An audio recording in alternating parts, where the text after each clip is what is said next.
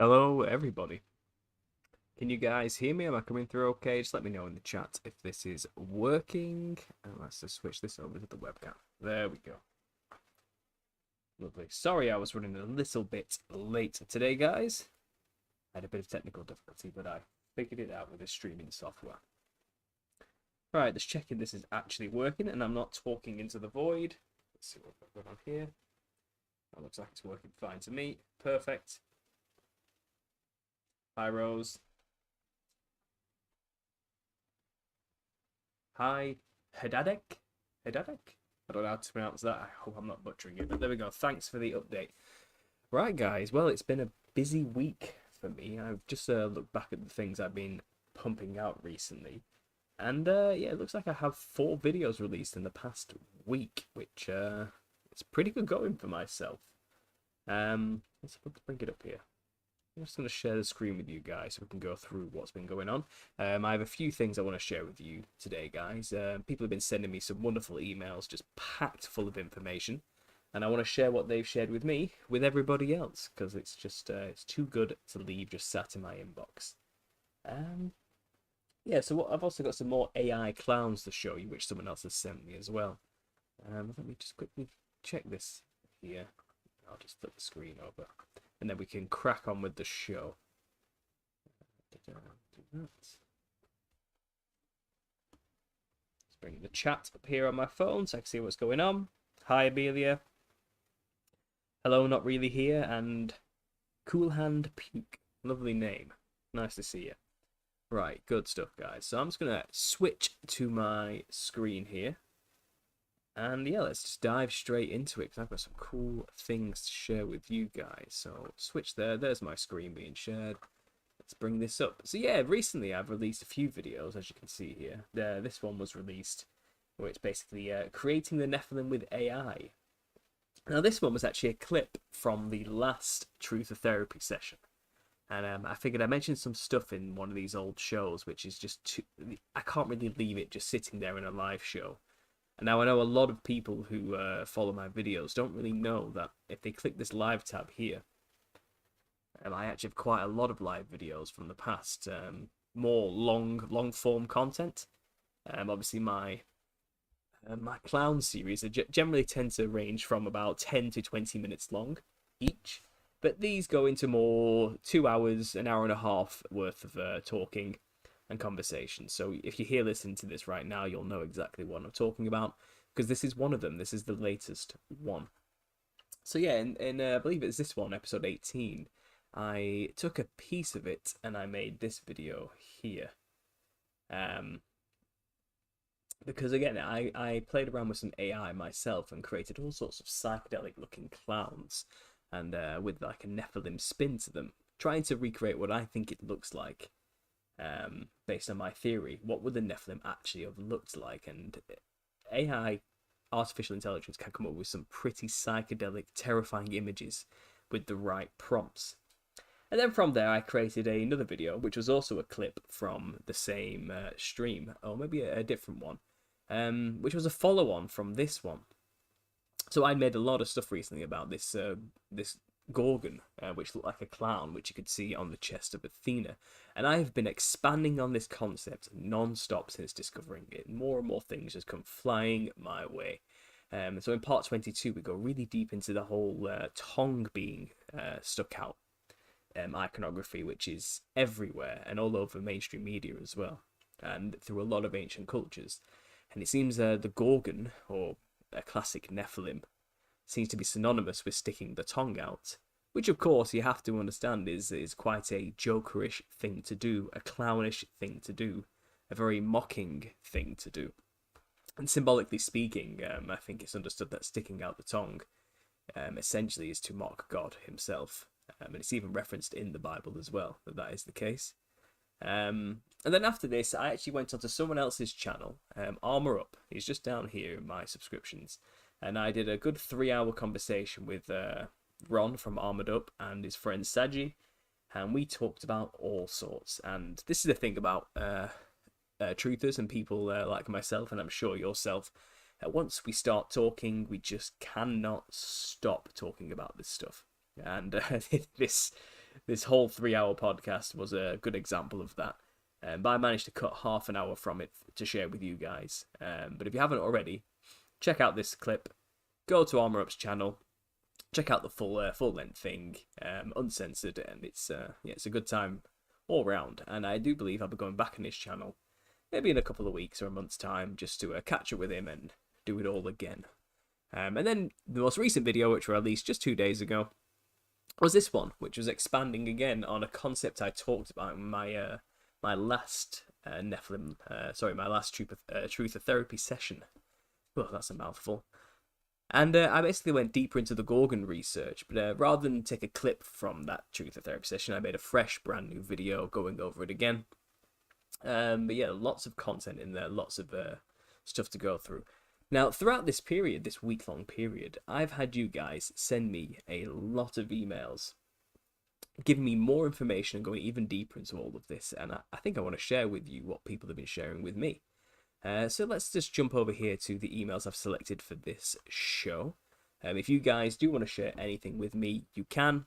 It's just understandingconspiracy@gmail.com. And I do check my emails regularly.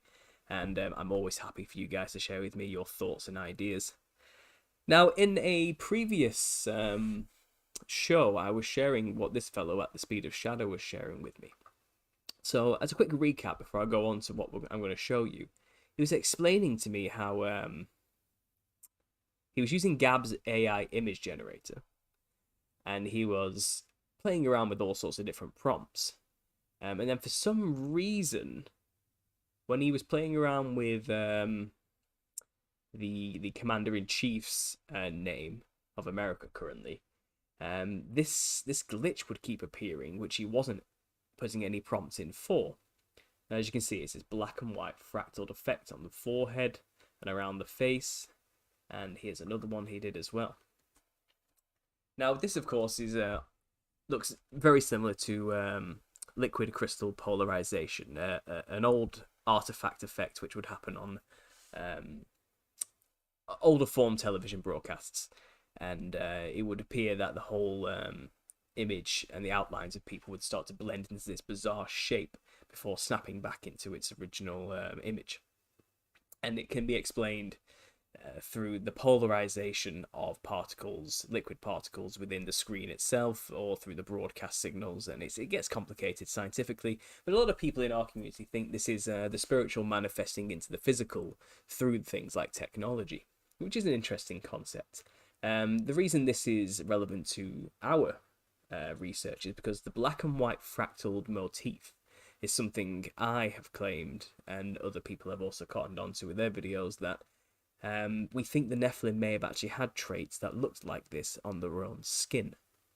So it's not simply just a representation of them being non-corporeal, bodiless, and in a fractaled matrix, but also it could have literally have been what their skin looked like. So this was actually sent to me over a week ago, quite a while ago. I made a video about this, and this actually inspired somebody else to go ahead and make their own work based on this concept. So Will here, yes, he sent me this message. How's it going? Yesterday I watched your Truth Session 19 stream with the AI image and the US clown in chief. So recently I've been playing with Gab's AI art generator. In fact, I started seeing your video with the AI clowns to see if this one would fare. I have generated probably close to over 100 images and never encountered that glitch. Then I asked it to make Jimmy Savile sniffing Joe Biden, and well, it went crazy. Seems to happen every other time with an image of Joe.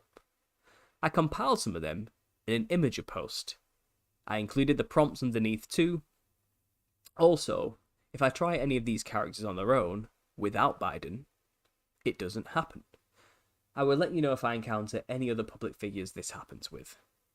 In regards with the Gorgon thing, in particular the Medusa look, I personally fancy imagery somewhat similar to the nervous system parasite looks, which is linked to the occult and MKUltra and transhumanism stuff. Just my own interpretation. The idea of turning to stone may be even linked to the calcification of sorts. The snake idea also prominent in many things, but even snake venom being talked about These days, I made a video about the transhumanism stuff here, and it's on BitChute. So just to promote this guy, so you guys know what's going on, I'll open his video up so you can see which it is. So maybe you can go and have a look yourself after this video and give this guy a bit of traffic. But he's actually from the UK, like myself. And this is the channel, Etch. 23 subscribers, and this is the video. Not another co-video. Okay, so I'll close that just because of the internet, and I need as much bandwidth as I can possibly get for this stream.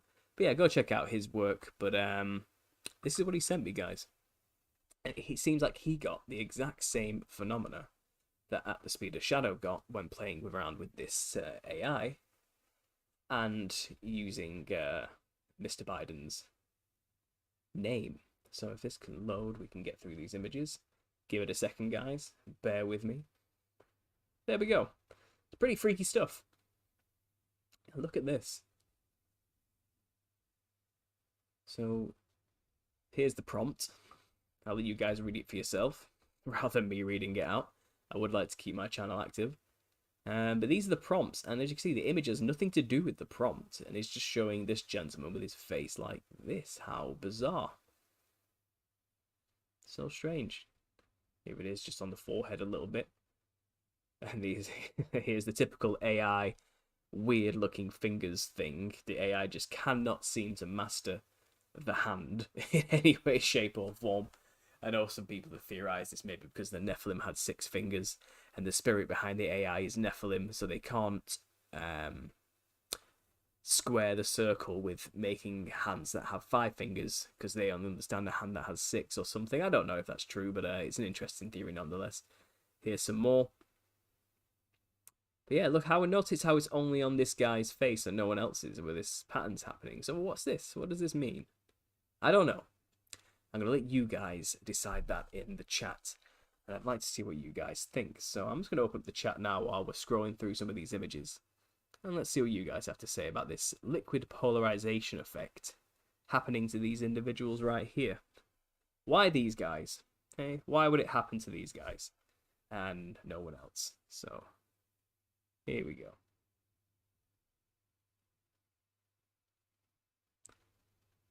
Oh, that one's fully consumed him there. Oh, look, we also have this person. What do you know? Some major players here, and this is the effect that's happening to them. And notice the prompt that was used. It does not tell the AI to add this effect. It's simply just appearing as we go.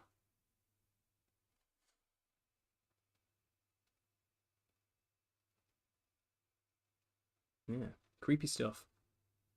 Oh, 33 more images. Let's keep loading these. Let's see where this goes.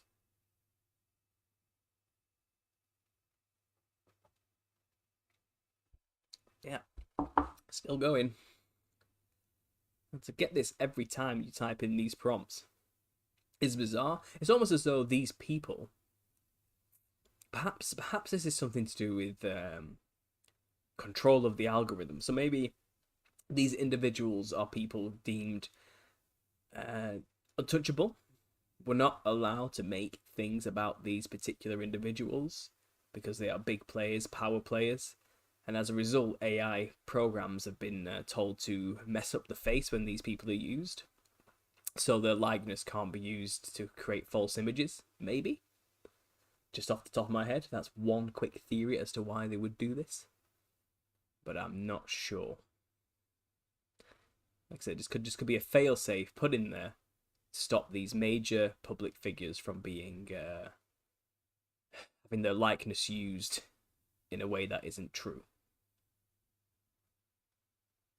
I don't know. What do you guys think? Let's have a read down here. So with the word prompt, Kanga Kong, this is what was written into the AI tool, and the result is the image you see above. This is what it created when he typed this into the prompt. So he typed in blank blank playing pool, and the AI churned out an image of that individual playing pool. But it also churned out this effect all over his face as well. which of course wasn't requested, but it was given nonetheless. So interesting. Looks like we got some clown Nephilim clowns here. Nephilim clown demon dancing on a corpse. Some dark imagery here. I haven't seen these, by the way. I didn't realize there was 33 more. So these are just as new to me as they are to you guys. I'm looking at here right now. These are pretty psychedelic, aren't they?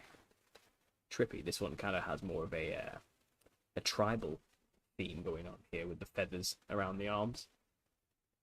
In the tribal feathered dress here. But yeah, like I said, I seem to have inspired quite a few people to go out there and try to recreate what the Nephilim looked like, based on my theory that they had clown-like features. And some interesting things have been popping up and thrown my way. I've got way more to show you guys as well. It's honestly, someone's been very busy with all this, and it's truly fascinating. There's a snake-like Gorgon parasite, as he's described it. Some of these are quite warrior-like, aren't they? Because most depictions of Nephilim in mainstream media are as like giant warriors, but look very human, you know. Mixing the clown into the prompt, and you get a warrior mixed with a clown, and I think this is a lot closer to what they probably actually look like. Fascinating stuff. Wow, this one just keeps going, doesn't it? Look at this. That was pretty creepy. Some of them more clown-like rather than Nephilim clown-like. But again, you can only play around with the prompts so much. That is a very bizarre thing to put into the AI, but fair enough. Okay. Okay, right. Well, so yeah, thanks for sharing that one. I appreciate that one greatly. So we'll close this. I thought that was interesting to show you guys how the liquid crystal polarization effect, now with two different individuals testing it at completely different times, got the same result. It appears when you type in the names of these particular individuals and no one else. Very strange, and definitely interesting to point out when we consider that behind the veil are these black and white fractal looking jester clown things. And it seems like they're trying to manifest one way or the other. Right, so continuing here, this individual sent me a message. DMC Alien, he goes by. He says he likes my vids and he's been playing around with AI for a while, and he's made a selection for me to look at. So I've actually downloaded this to make it a bit smoother rather than going through it online. So these are the images he's managed to play around with while messing with AI art generators. I think you guys definitely want to check some of these out. These are terrifyingly realistic. So this person's been having a lot of fun with it. I think it looks like he may have used Mid-Journey. I'm not 100%, but it looks like that's the program he used here. Do you have an email for this channel? I would like to send you some photos. Says Inside Looking Out. Yes, I do. It's understandingconspiracy@gmail.com. Send me anything you want. It's always good stuff for these live shows to share with everyone else as well.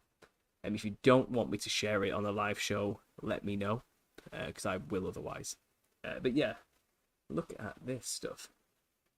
So let's go through. So this person was clearly playing with kind of a circus theme mixed with clowns, as though the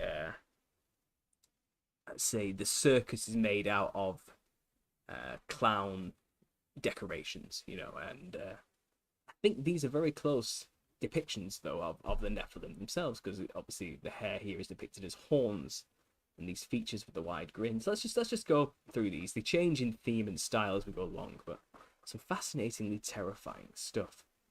Truly terrifying. But I think these are some good depictions, some very good depictions in fact, of what the giants of the past that roamed the earth, ruled as kings, cannibalized and ate human beings, terrorized mankind for millennia, I assume, or centuries at least. This is what they probably would have looked like. Interesting. Some really psychedelic effects here. A lot of these looking like gorgons on a shield, or coming through a portal of some kind. the face coming through the portal. So this might be more DMT jester-like, you know, like the people who take dimethyltryptamine claim to see.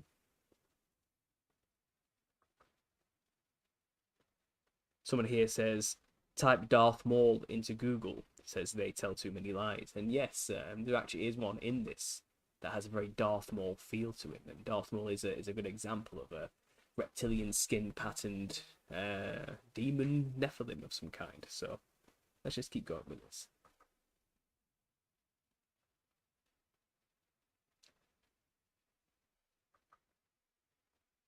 And this one's quite interesting. Very Medusa-like with these tentacles coming from the head, mimicking the horns or the hat of a jester. This one incorporates the black and white fractal design. Again, very Gorgon-esque. I think this one's interesting. This one brings to mind, obviously, more Indian entities like Shiva.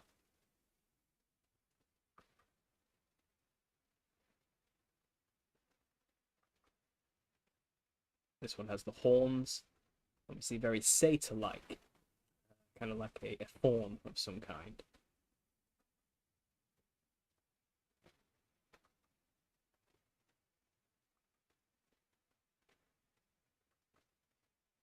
That one's trippy. Imagine this is very DMT Jester Void-like. And obviously the person who sent this has DMT in his email name, so I'm guessing he was going for more like the DMT Jester manifesting through the mandala of the psychedelic swirls type of effect here. This one with the horns is very interesting. What's this one? Very 80s stop motion esque, isn't it? You know, 80s movie stop motion demon type style. Interesting. That one's very Gollum-esque as well, like Lord of the Rings. This one looking more like a sun god of some kind. Very strange. Or as though it has some kind of fungus growing out of its head, protruding out of its head. And obviously mushrooms have a lot to do with psychedelic experiences. This one's trippy. Note the third eye here and the horn sticking out of its skull, or you know, its skull having these protrusions coming out of it, not dissimilar from the jester cap. This one here. This was fascinating. Actually, I looked at this one for a while when I first saw it, because it's just something about it rings true. I do think the Nephilim probably had this look to them. The big, wide, red-lipped grin. Perhaps a red nose, though. And these kind of like serpentine, fish-like, scaly patterns all over the face, you know. Along with this spiky skull, you know, like its skull was shaped with these thorns. It's not like this is how its hair was styled or a headdress it was wearing. This is how it was shaped. Similar here. Same here again. 2 rows of teeth as well. Seems to be a common output. Like this thing always wants to churn out 2 rows of teeth. These entities have been described by more modern people who have claimed to witness them as having 2 rows of teeth. So the style's about to change now, guys. So he must have changed his prompt in some way. But right now, the circus-themed prompt, this Funland-themed prompt, seems to disappear in a minute. So these are the last of them. Let's just click through this style. Then it gets even darker and more realistic soon. Really trippy. But not to say that these aren't fantastic. That one's very spider-esque, isn't it? Reminds me of the spider head monster from The Thing. Yeah, look at this, trippy. Scrunched up, wrinkly face, you know, reminds me of the Gorgons we saw in my previous videos, depicted on stonework. Yeah, this one's a lot more demon-esque, as we know it traditionally, but still has similar clown features.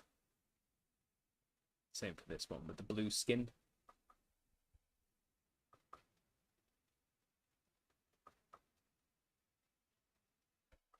Terrifying stuff, guys.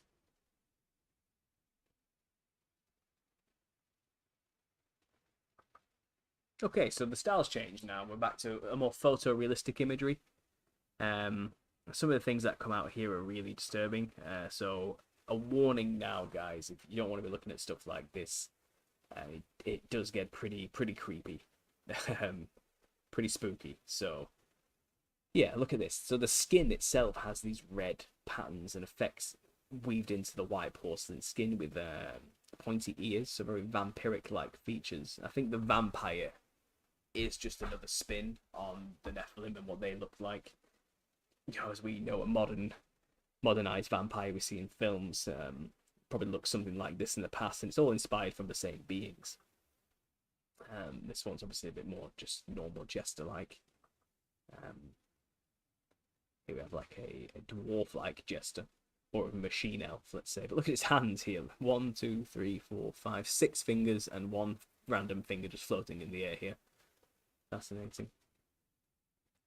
These are like art installations, don't they, in a gallery somewhere.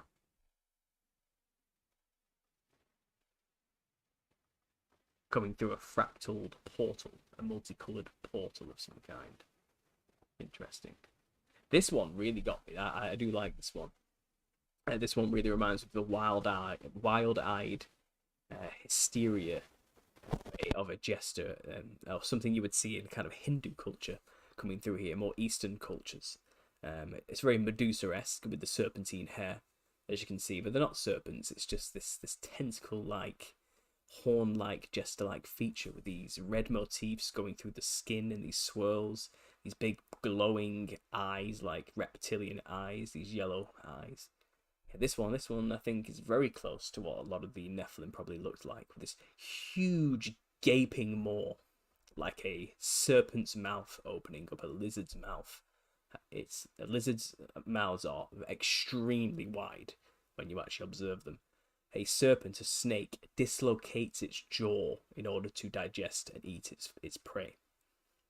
So that's probably a trait the Nephilim also picked up from the reptilian parents, the fallen angels, the seraphim angels, who are described to have had adder viper-like features in, as we researched in my last video, the Book of Amran, the Testament of Amran, found in the Dead Sea Scrolls.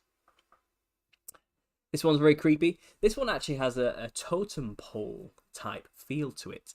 And we'll get into this after these clips, but someone did send me some images of totem poles.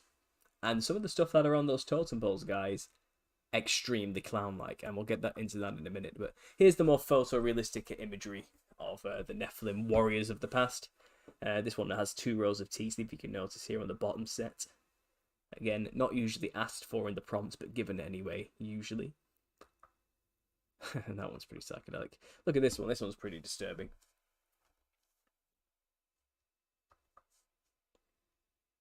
Moving on, this one's very disturbing. I think we're getting close to what a lot of these beings would have looked like, with the wild red hair, the pale white skin. Clearly some kind of manga or anime style has been mixed into the prompts here to get the effect. But the key is here, we're trying to recreate what we assume or think they would have looked like if we amalgamate all the things we know about the Nephilim into an image. And yeah, these are pretty trippy. I think these are quite good. Very realistic. That one's just absolutely terrifying. So this one's like a concert, isn't it? A twisted concert. Yeah, I think this is quite close to what many of them may have looked like as well. Quite fearsome warriors. This one in particular. Notice the horn sticking out the back here, probably on the other side as well. Notice the red motifs around the cheekbones, the sharp angular features, the reptilian features, the blue around the eyes, deep sets, you know, these piercing eyes. They've got this reptilian snake skin type armor here. I think this is very similar to what they may have looked like. Some of them maybe not. And I think it's funny in this one that he's in a dry land in the background, kind of like a desert. And it is said that these spirits wander in dry places, looking for a new host, you know, while they're disembodied. So that one's a good one. That's a very interesting one.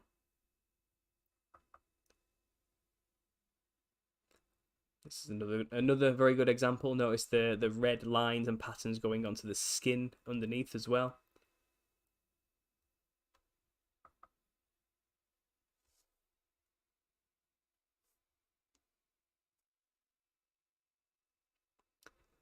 This one too, very trippy. This seems to have 3 variations of the same image here, as you can see. So perhaps this had an original image and he overlaid the Nephilim clown effect. Yeah, something like this, very ogre-like, very troll-like. Again, I think we're just talking about the same entities when I say these many names of monsters from the past. This one with the red nose in particular. Right, so now we're getting on to a more Hellraiser-ish gore effect type imagery here. So this stuff is a lot like the Cenobites from Hellraiser, if you know what they are. And I probably will do a video into the Cenobites, actually, because they're another example of modern media trying to depict demons having these pale skin features and wide smile features motifs. So we'll definitely get into that. But the AI prompt has clearly had this 80s practical effect prompt added in with a lot of dark imagery. So these next ones do get pretty disturbing. So let's just click along here. That one's pretty psychedelic. Yeah, a lot more blood in the next few images, guys. Nothing too crazy, but still, if you're of a certain disposition, you might not want to look at these, but we'll keep going. That one's quite trippy. I'm getting a bit of a Geigerish effect as well from some of these things.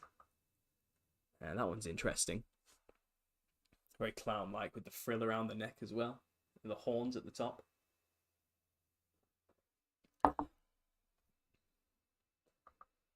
Yeah, that one's quite psychedelic and horrific. I noticed a few insect-like features added into these as well. I think it is always worth mentioning that, you know, a lot of people do describe seeing mantis-like entities in the fractal matrix on DMT, bug-like entities. And I do think there is something to be said that these Nephilim hybrids had reptilian features, but I think some of them may have also had insect-like features and aspects of all of God's creation mangled into a man-looking image, you know. I think we're seeing the effects of hybridization with a lot of these Nephilim.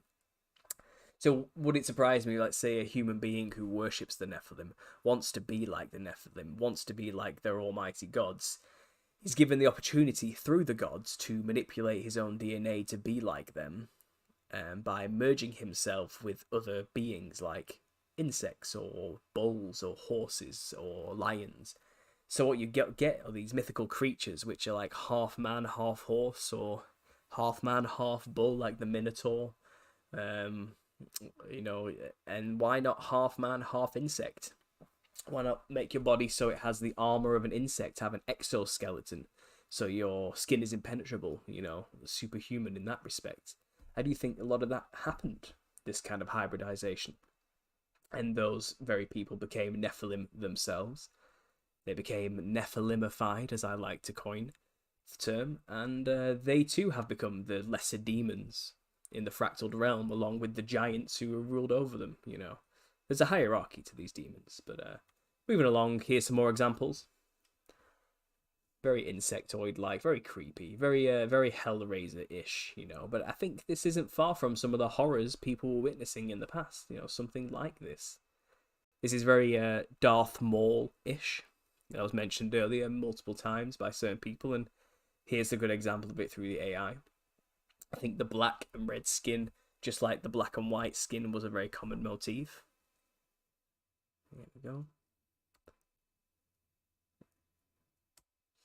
Here we have the black and white skin. I do think a lot of these entities did have black and white skin. I think it's a very common form of Nephilim. The most common, in fact. They probably had a porcelain white skinned face with a black and white skinned body. I think that's how it goes. Or some of them may have had black lines and patterns on their face as well, just with an underlayer of white porcelain skin. But we have a couple of examples of it here.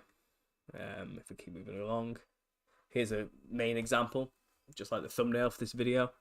But I think this is an excellent example of a human being whose features are also synonymously merged with that of a snake. So we have these pointed, angular, wide brow ridged type thing going on, like a clown would have painted very high brow ridges to mimic this effect. The big, wide, red-lipped grin. The black and white Skin all over the face like that of an adder. Adders, the snake, the viper, the most common form is a black and white fractaled pattern like this. I think this is very close to what a lot of them would have looked like. With horns like this.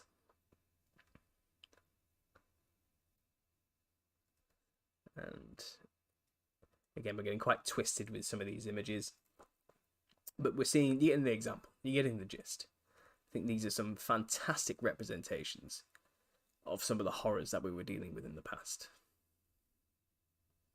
Like this one in particular. And this is where we get a clown from today. This is what clowns are mimicking. Clowns are a caricature of entities like this, which once roamed the earth. Like this, for example. That's a very cool image. You know, you got the two horns here, which are red, and clowns are often depicted with two spikes of red hair on either side, you know. And that one's a very good example. With the head shaped like two jester horns of a cap, but that's just the way its skull was shaped. And we're coming out of the photorealistic ones into more an artistic style again. And we're coming to the end of this, and I'll just quickly come up to the end. I thought that one was very interesting. This one's quite unique among them all. You see the face of this being is just kind of a fractaled mess, but I think a lot of that was going on too, especially in their spiritual form. Here's one with an elongated skull, and I think that was a major effect as well. A lot of them had very large skulls compared to humans, as we have found the skulls, in fact, and we do know they existed in this form.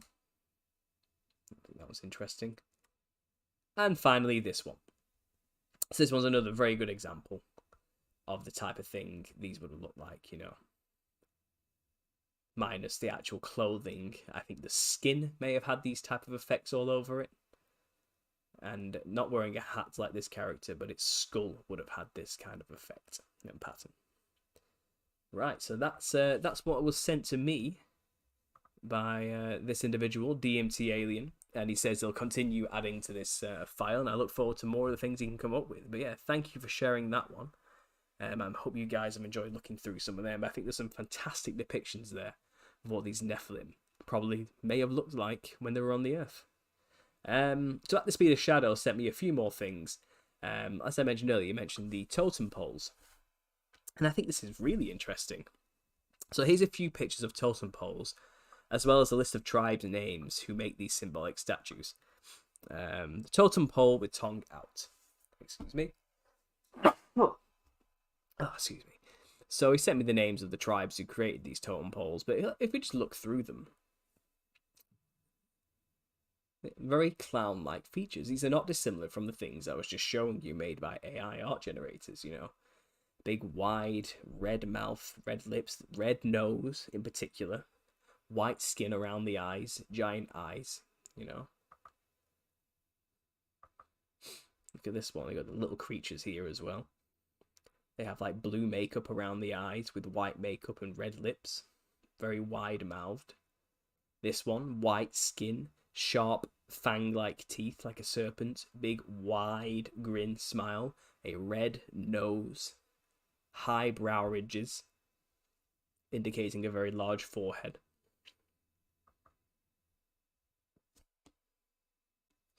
Here we are again, tongue sticking out, big wide red mouth, red nose, white around the eyes, big bulging eyeballs, serpent-like features.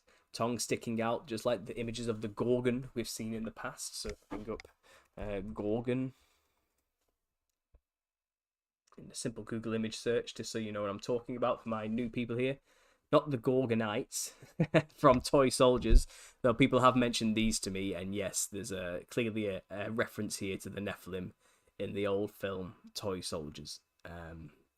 The good guys are the Nephilim in this film, but there is one character here who's called Insaniac, who looks like a jester, and his hair is made up of jester-like horns, but spider's legs. So it's a human-spider hybrid with a huge, wide jester-like grin. So yeah, the Nephilim were clearly depicted in these films as well. And the main character has a Gorgon's face as well, and these are the Gorgonites. But what I actually want to look at is the original Gorgons from ancient history, not Gorgonites. And as you can see, depictions of them here always have the tongue sticking out with these horns, these buck horn teeth here, big wide eyes, a wild look to them, wide grin. So this is what a typical Gorgon looks like on ancient Grecian artwork. And this is not any different from the totem poles we were just looking at here. Buck teeth, tongue sticking out, wide eyes, different culture, different time period, exact same iconography. They all saw the same beings. They all worshipped and venerated the same beings, clearly enough to put them in their stonework and their woodwork. So here's one, tongue sticking out, red nose being shown here. Same for this one. Yeah, so totem poles, guys. You know, First Nations peoples of the Americas, they too had encounters with these beings, you know, and incorporated them into their own artwork. Fascinating. So, going back to the emails, I got more here that people have shared with me. We've got to keep going. The show must go on. We're 45 minutes in, and I do think we can go for an hour and a half today with a lot of this. So let's just keep going. So, at the speed of shadow, then, going on from my Gorgon research, sent me images of satyrs depicted in a lot of artwork within fountains. And a satyr is a half man, half goat, but they do have a very similar image of a Gorgon to them. Here, can you see? Very Gorgon-like iconography. Definitely worth adding into the puzzle. He's added his own little descriptions to these as well. But yeah, I do think we're looking at the same being, you know, as this, the Gorgon. Like I said, it's always worth mentioning and repeating, guys. The most famous Gorgon is Medusa, who's always depicted in modern terms like this. Snake body, snakes for hair. But in all ancient depictions of her on the real artwork, they have a human body. They don't have serpentine hair.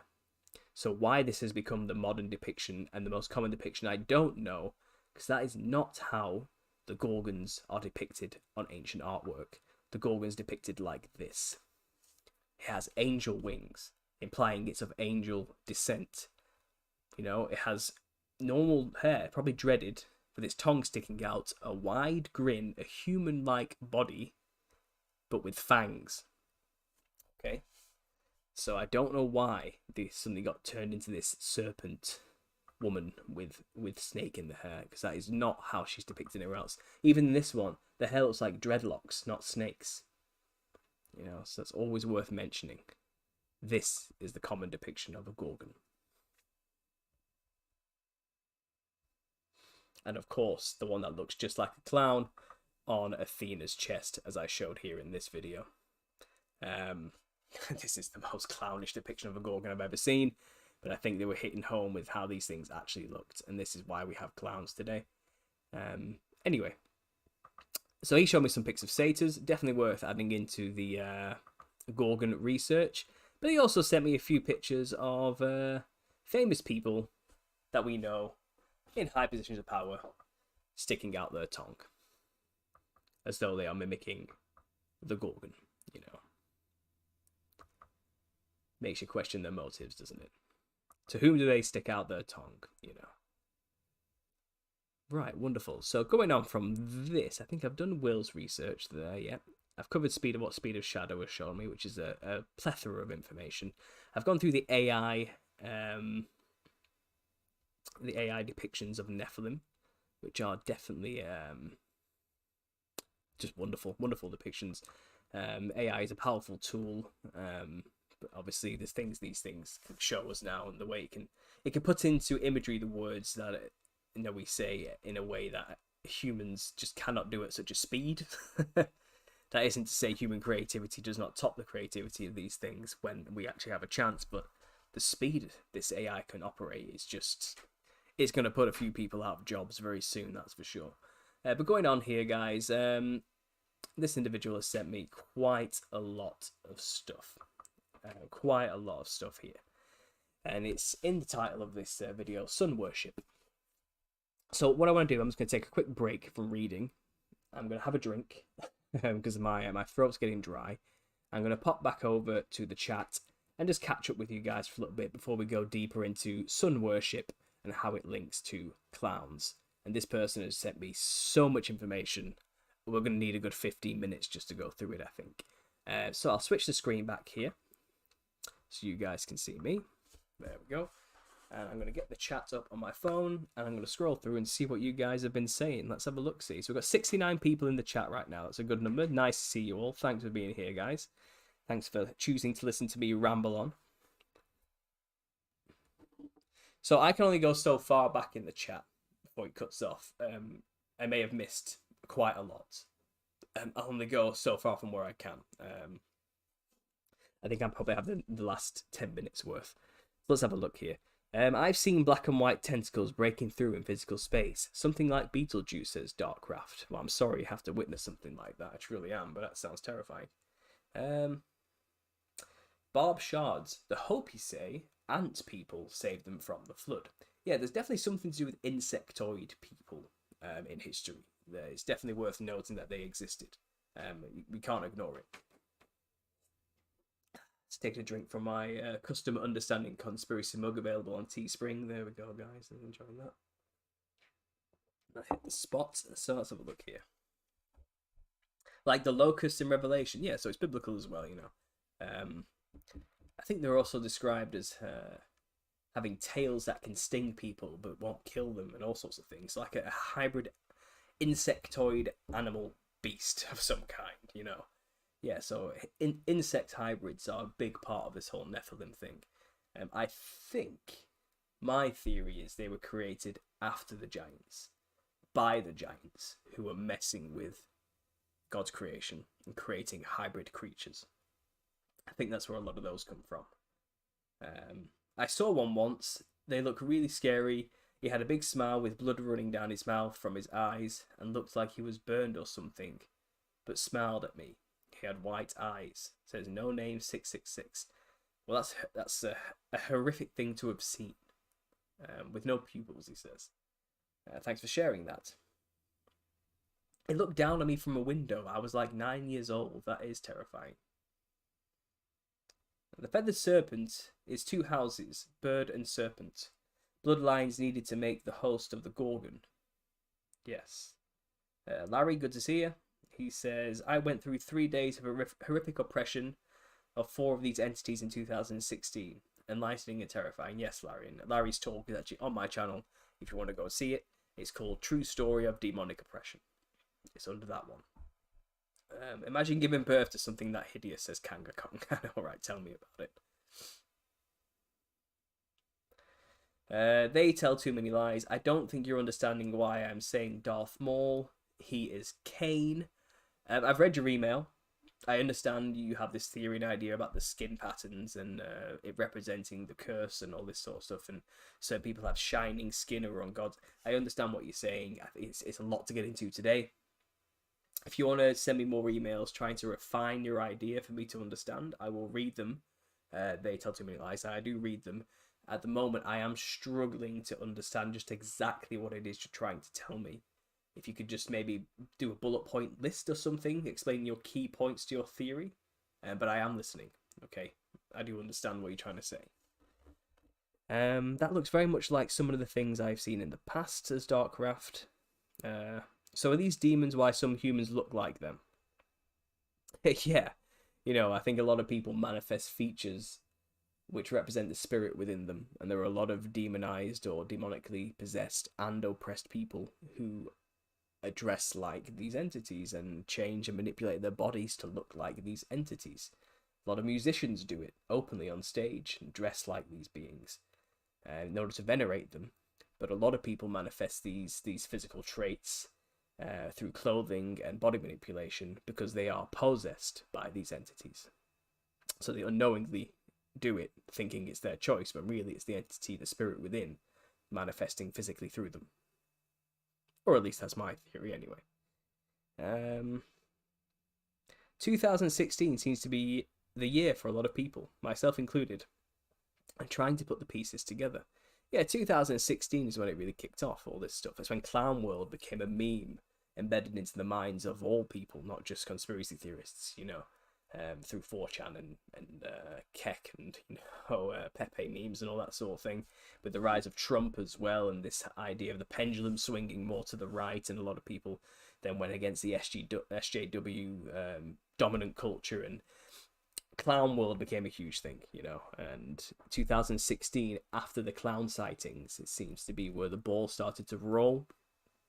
But we're still living in a clown world now, and it's only rolling further down the hill and getting bigger. Maybe we'll discuss that in another video. These are good quality pics. They are, aren't they? They were really well done. He must have spent a long time playing with the prompt command to get those images so refined. I've been very impressed. My ancestors told of good jesters through DMT. So did technology advancements set these evil spirits free. It's giving little season, I don't know. Yeah, well, I don't think any of these entities are good. I really don't. I think they are cursed to be there because of the things they have done. Where they are is not a wonderful place. It's a dry, horrific place where they have no body to experience pleasure or sense experience anymore. It's hell. It's basically a version of hell that they're trapped in. They want to possess us so they can experience things, even just for a little bit, through us, using our bodies for their sense experience. That's what possession is all about. There's no such thing as a good jester in the DMT realm. They are all just disembodied spirits of Nephilim. They are demons. That's it. That's where demons come from. There are no good entities there. They have nothing but evil in their hearts continuously. That's why they're there. People who have the Holy Spirit and are on God's side, when they die, it's said that they go into a form of sleep. There aren't ghosts of your ancestors on the other side of a veil you can communicate with. Just these entities pretending to be your dead relatives, if you believe that kind of stuff. They will play on you if you believe that you can talk to your dead relatives. They will pretend to be your dead relatives. That's how sneaky these things are. Any means at all for you to give them permission to come into your life and oppress you and then eventually possess you. That's all they care about. So be careful, okay? Oh, and if you do end up being oppressed or possessed, get to know Jesus. Call on Jesus. He will save you. Always worth noting that. Amen, Larry. 2016 was the start of a huge wave of pressure from that realm. For many, including myself, it's harvest time. Yeah.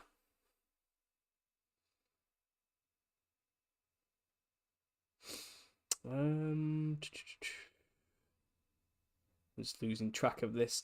Vibes, good to see you. He says horrifying. Yep, absolutely. My testimony is on Paul's list on his channel. Yep. I've seen one that looks like a mix between Jack Black, the Cat in the Hat, and the Mad Hatter. The Mad Hatter, I have done a video on the Mad Hatter. The Hatman entity is a very common demon. A lot of people encounter this entity called the Hatman, and some cultures, like voodoo cultures, venerate Baron Samedi, and he is a gentleman, a demon who has a top hat. It seems to be a common form of demon. Something to do with a head shaped like a rimmed hat or a cone hat or some form of headdress, which is what we would call today a top hat or a hat of some kind, or a trilby of some kind. But I think he's a very high ranking demon, from what I've gathered. Got here from Coast to Coast page, clicked on thumbnail, says eponymous graphics. I'm on a Coast to Coast page. If you could email me a link to where you saw that to understandingconspiracy@gmail.com, I'm always interested to know where my videos end up. I would like to see all that. I'm not against it being there. That's fine. I'm happy for it. I just like to know just exactly where all this stuff is. So if you could email me at understandingconspiracy@gmail.com, anywhere you find my work, which isn't YouTube, that would be wonderful. Someone sent me a link to a show called Dead Rabbit Radio. he did an episode on my work, actually, episode 717. And he did it a year ago, and I only just discovered it like last week. And it was interesting to listen to his take on it all.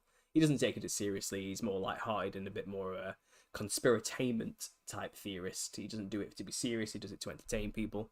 But it's fun to listen to, and he takes it all with a pinch of salt, which is fair enough. He has a good sense of humor about the whole thing, and I enjoyed listening to his show about it. But yeah. Again, if you guys see anybody talking about this stuff, let me know, because then if they talk about my work and I don't know about it, I could reach out to them and say, do you want me to come on as a guest, and I'll talk with you about you. I would like to do that kind of stuff. I did reach out to Dead Rabbit Radio and say, do you want me to come on your show and talk about it? But he never got back to me, so I think he's past it now and he's moved on to other things. But yeah, let me know, guys, if anyone sees anything at all like that.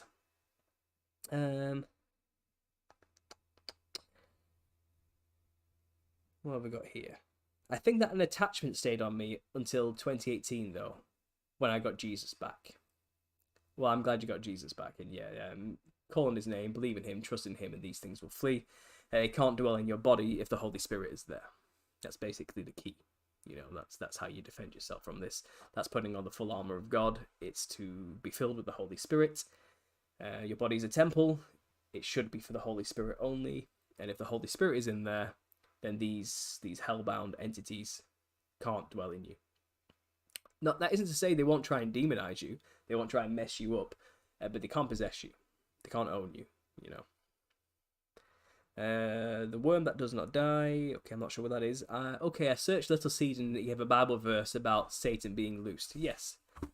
So it's said in the timeline that in the end, after the 1,000-year reign of Christ, there'll be a little season where Satan is released from the pit and allowed to run free and have his rule. And then the end. Armageddon. The end. Done. A lot of people theorize the 1,000-year reign of Christ has already happened. Our timeline has been lied to us. We don't know that it's happened. All our history has been covered up. And we're living in the remnants of it now. For example, things like cathedrals, we didn't build. They were built during this millennial reign of Christ. And the few that are left are kind of just left remains from this old advanced civilization which ruled when Christ was here. And then they say, his 1,000 years was up. He left for Satan to do his thing. I don't know if it's true, but it's fascinating nonetheless. It's a very interesting theory, and I do like mulling it over and thinking about it, certainly. Kingdom Within, good to see you, man. I'm subscribed to you. I do like your videos. I watch some of them every now and then. I pop in there. I enjoyed the collab you did with Vitale. It was a great stream and great info. Thanks, Kingdom. Yeah. Alpha Talks. Nice guy. Cool channel. I like the stuff he does. It was nice to chat with him. Definitely. It's good to connect with like-minded people. I'm glad you like the talk, and thank you for the generous donation, Kingdom with them. I really appreciate that.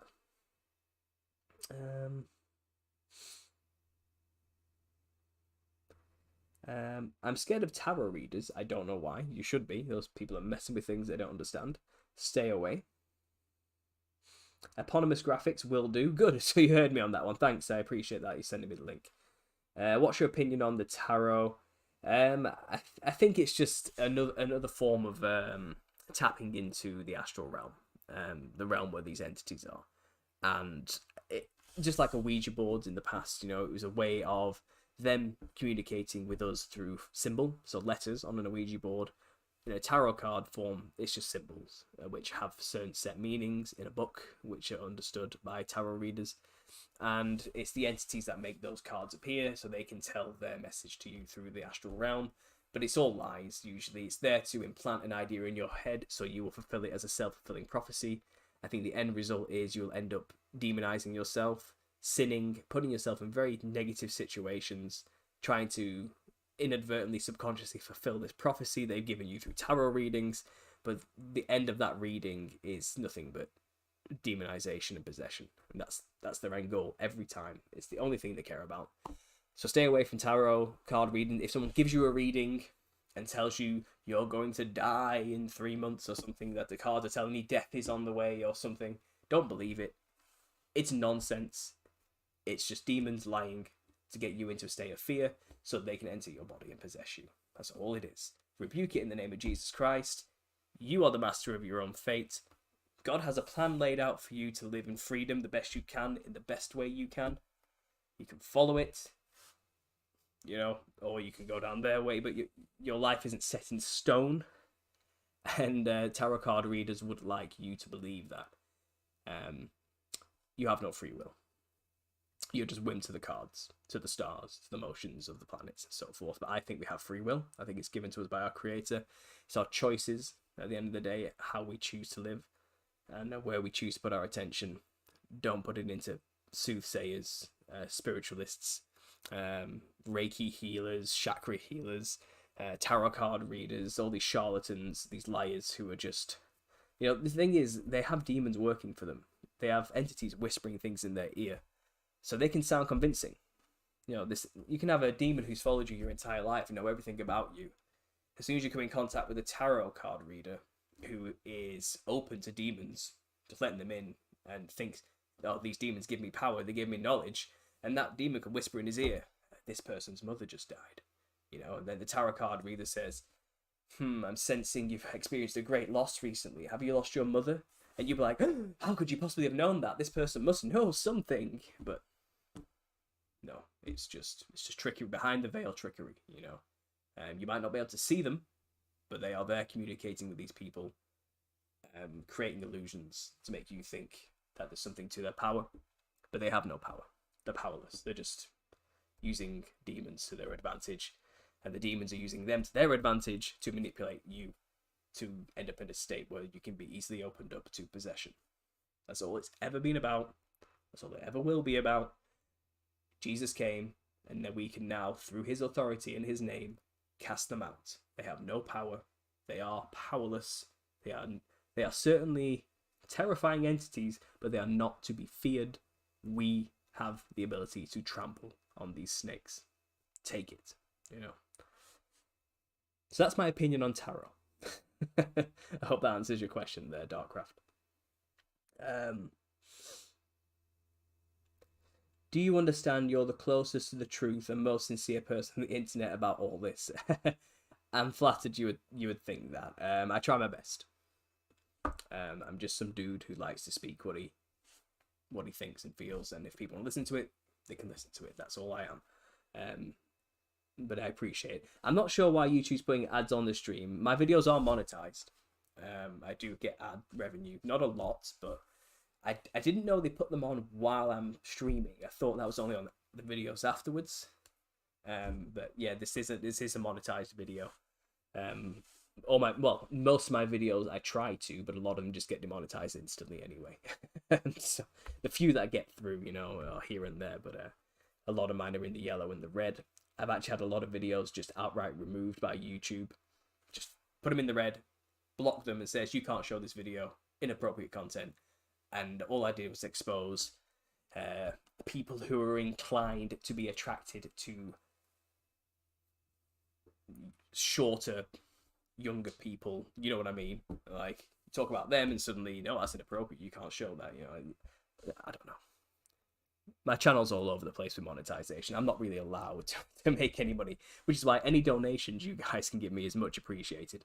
I've actually had quite a few in the past month, new patrons, which I am extremely thankful for. And I try to put a shout out to them at the end of every video as a thank you. And I do talk to people on my Patreon, explain where I'm going with my ideas on the first with them, ask for their ideas and opinions before bringing it to the wider public. I do have something at the end of the stream I want to talk about with you guys, actually, and get your opinions on, which I've talked with some of my patrons about already. But yeah, anyway, back to the chat. Let's keep going. Thank you for the full answer, says Darkcraft. You're welcome. Glad I could help. No Name 666 had a talk with OpenAI back when it was new. It acted like it was the devil. I still have some text that I copied, kind of scary. No Name 666, then send me that transcript to understandingconspiracy@gmail.com. I would be very interested in reading that. I would love to see what you've got there. People need to know this kind of stuff, and if you will allow me, I will show it on my platform and give you the credit, of course. If it helps you guys out, I don't mind commercials, says Unseen Truth. Well, there you go. Yeah.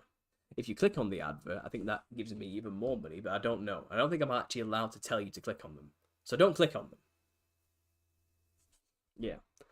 I have no problem with the ads, but they are cutting you off. Never seen during a live stream. Yeah, I've never seen them during a live stream too. That is strange.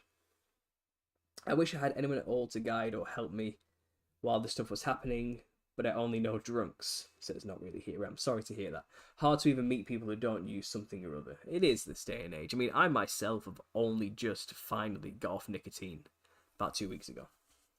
I've been addicted to many drugs over the years, but it's taken me about 10 years to get out of addiction to full sobriety where I am now.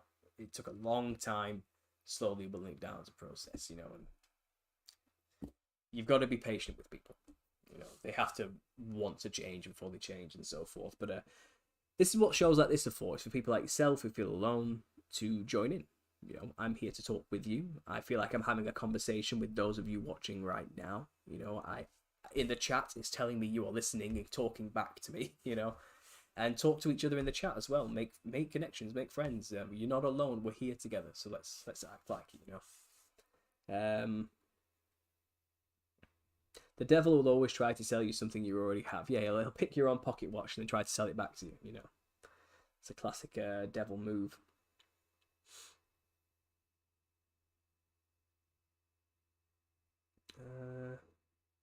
Fuzzy Nubbins, please read my previous comment. Okay, Fuzzy Nubbins, let me try and find your previous comment.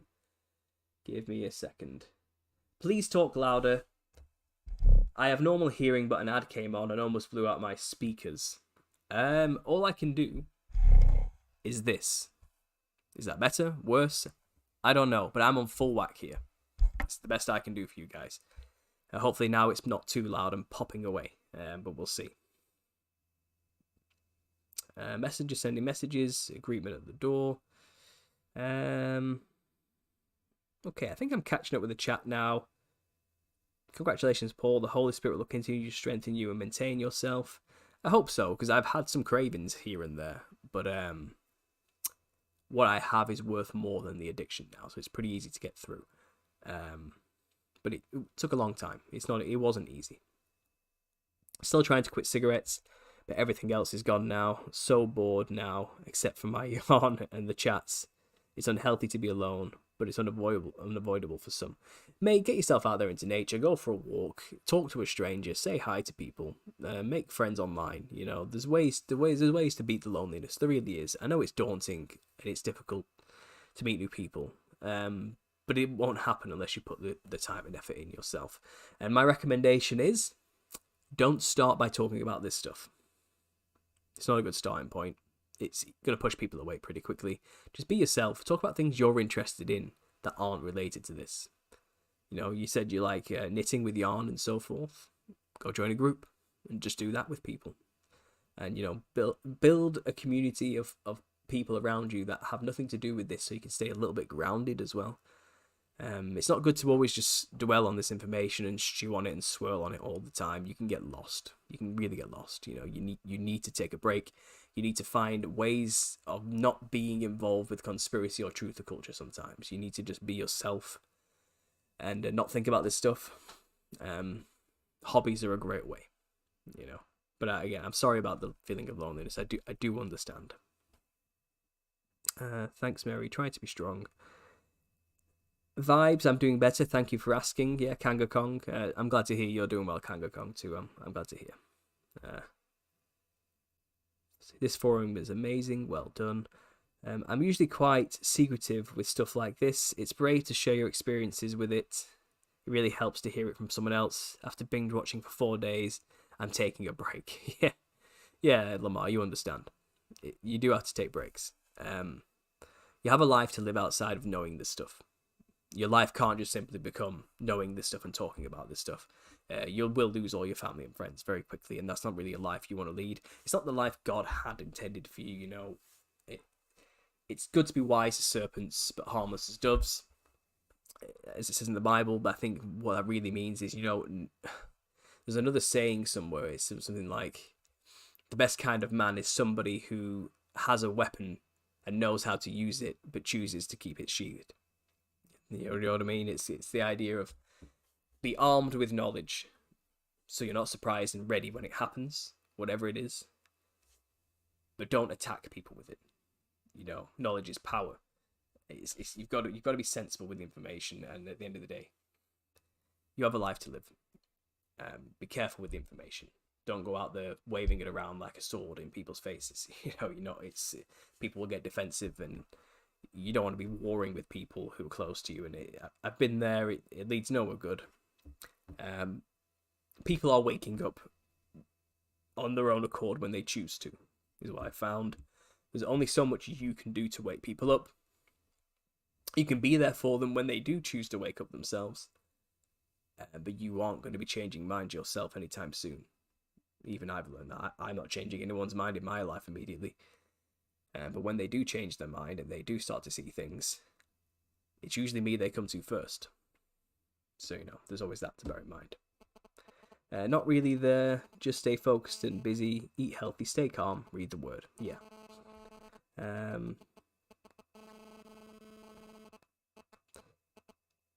Better to be a warrior in a garden than a gardener in a war. Exactly. That's another way of saying what I'm trying to say there.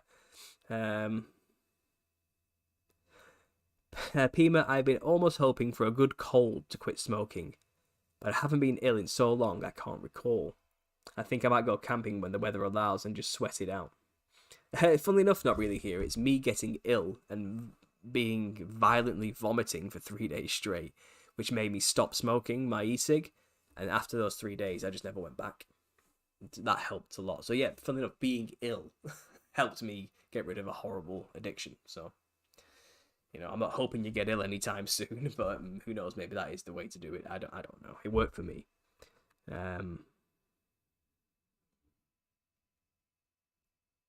Who was referenced in regards to the millennial reign having already occurred? I couldn't understand what you said. Many people have talked about that. Just Google in millennial reign of Christ already happened, or YouTube it, and there are hundreds of people talking about it. I'm not going to cover that here today. What I am going to do is go back to the emails and share with you guys what some other people have been sharing with me. Just quit Adobe there, which is opening up for some reason. So I'm going to switch cameras back to here. I'm going to open up my emails. Quickly going to grab a drink of water. Bear with me.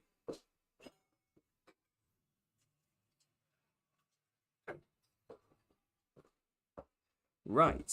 So, this individual, who goes by the name of, I think it's Amenhotep the Fifth. I'll highlight it here. There we go. He sent me this long email, and it is full of so many great things that I just have to share with you guys. It's cool. It's cool what he's got here. Right. So he says, hello there, just some research material for you. I've been very amazed by your content on YouTube, thank you. I have left a couple of comments. My YouTube username is Amenhotep the Fifth. Maybe you remember it. I'm from Finland, so my English might not be perfect, so apologies for that. Mate, your English is better than most English people from what I'm reading here. You're doing very well. I've been self-studying paranormal and the occult for over 10 years. I will just throw some stuff. It's not well organised, and I will jump from subject to subject, but I hope you find something interesting in this mail. So first I wanted to talk about the sun, and why and how the sun has been worshipped. Is there a connection to the fallen angels, demons, Nephilim? In one of your videos you talk about Cirque du Soleil, Circus of the Sun, or Sun Circus. Also you talked about the famous clown known as the Sunshine Clown, Oleg Popov. So why sun, and why has the sun been worshipped, part of religions who also worship the demons? One quick example, the Aztec human sacrifice. The heart would be torn out, still beating, and held towards the sun in honour of the sun god. Is there a connection to the demons and the sun? When I start to dig in the subject some more, I got the feeling that the demons, or light beings, as some New Agers call them, want people to worship the sun. It feels to me also that these beings have somehow twisted Christianity and Jesus to be associated with the sun. The first Zeitgeist movie kind of popularized the theory of Jesus being the sun. I want to show you this YouTube video, Sun, the Portal of the Parasite, by YouTuber Goj Vlamstey. Now, I can't play the video for copyright reasons, but he did send me an interesting video there about sun worship.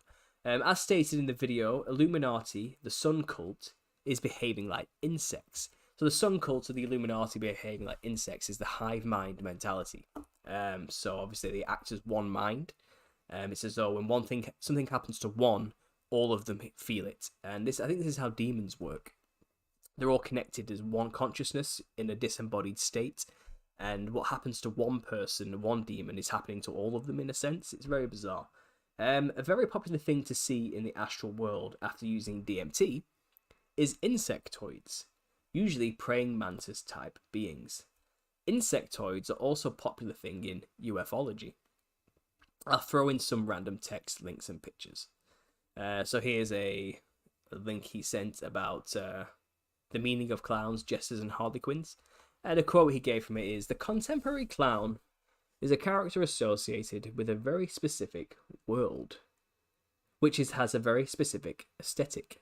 Clowns are to be found in the circus, a travelling fun fair, or during the carnival period. The carnival period is a time that has profound meaning, not just socially and culturally, but also from a religious point of view. Carnivals usually take place before Lent, a period of restraint before Easter. During carnivals, people indulge in things they wouldn't normally do. They exaggerate their consumption of alcohol and food. They dance too much, make noise and let themselves go. All under the protection of masks." So that is true. People do let themselves go at these carnivals and festivals and in circuses, and they indulge and overdo it. Because I think they are allowing the spirits to possess them in these scenarios. And like I said, if the end goal is for them to experience pleasures through our bodies, I do feel like a lot of these events are ways of allowing them in openly, especially through the wearing of a mask. I think wearing a mask is a major way of being possessed by a demon. There's even a film called The Mask, in which somebody puts on an old mask and gets possessed by a demon. I think there's something about this. If you put on the face of a demon, you are basically allowing that spirit to inhabit your body. It's like an open invitation. I think a lot of these festivals and carnivals are people doing that.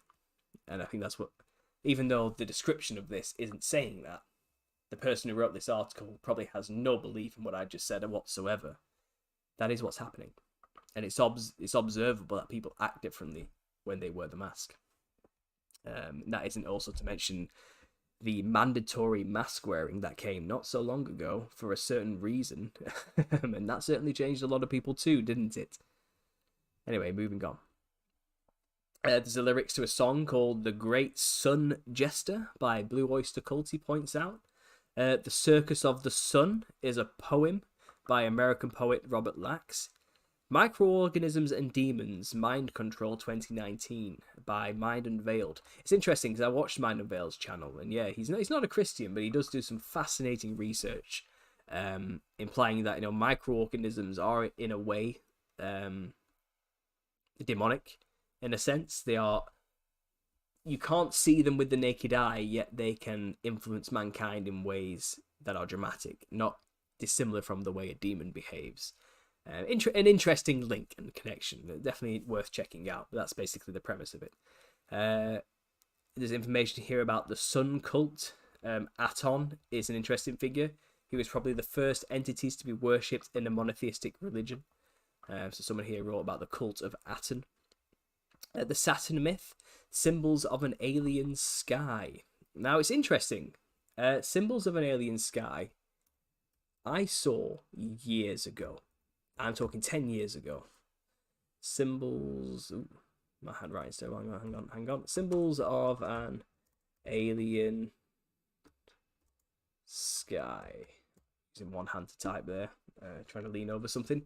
And the main image associated with this So the premise of a Symbols of an Alien Sky, if you haven't seen it already, is that ancient cultures on Earth had a very different sky to what we have today. And they lived during a time where Saturn was in fact the main source of light. It was extremely close to Earth. It's implying that Earth used to orbit Saturn, not just the sun. So there was Saturn and the sun in the sky, but also Venus and Mars. And there was this point where they all interjected with each other in certain ways that created these patterns you see, like you see here. And I thought it was interesting, whether that's true or not. It's implying that the plasma effects created by the alignment of these three planets so close to each other is the reason why we have so many ancient symbols on the walls and rock art and things like that. They were trying to draw what they saw in the sky.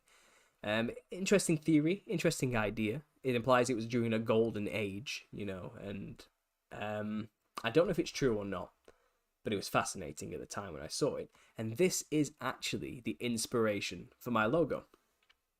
So those who know my logo know it's Saturn in the background, a yellow cube or circle. It has a blue star behind the macabre, which is Venus, and then it has a red dot in the middle, which is Mars. Now, symbolically speaking, Saturn is the false god, Satan, or it's a representation of the Antichrist in a sense, the false god over everything. Also, Saturn's represented as a cube, and the cube is worshipped by many of these cult secret societies, and they refer to it as the cube of Saturn. Venus is the false goddess. It's Athena, it's Venus, it's mother goddess worship, symbolic of such things. Earth worship, Gaia, for example. And then Mars is represents the flesh, it represents man, it represents the war spirit. Mars was the god of war. And these, symbolically speaking, you need to understand all these symbols I have in my logo to understand conspiracy. So that's where I drew my inspiration for my logo, is actually from this originally. And I thought to myself, that image encapsulates perfectly the enemy we need to understand. So, not only is it Saturn, Venus, and Mars, it's also a depiction of the Platonic solids to bring this together, which is what the New Age base their beliefs on. It's earth worship, it's worship of matter over spirit.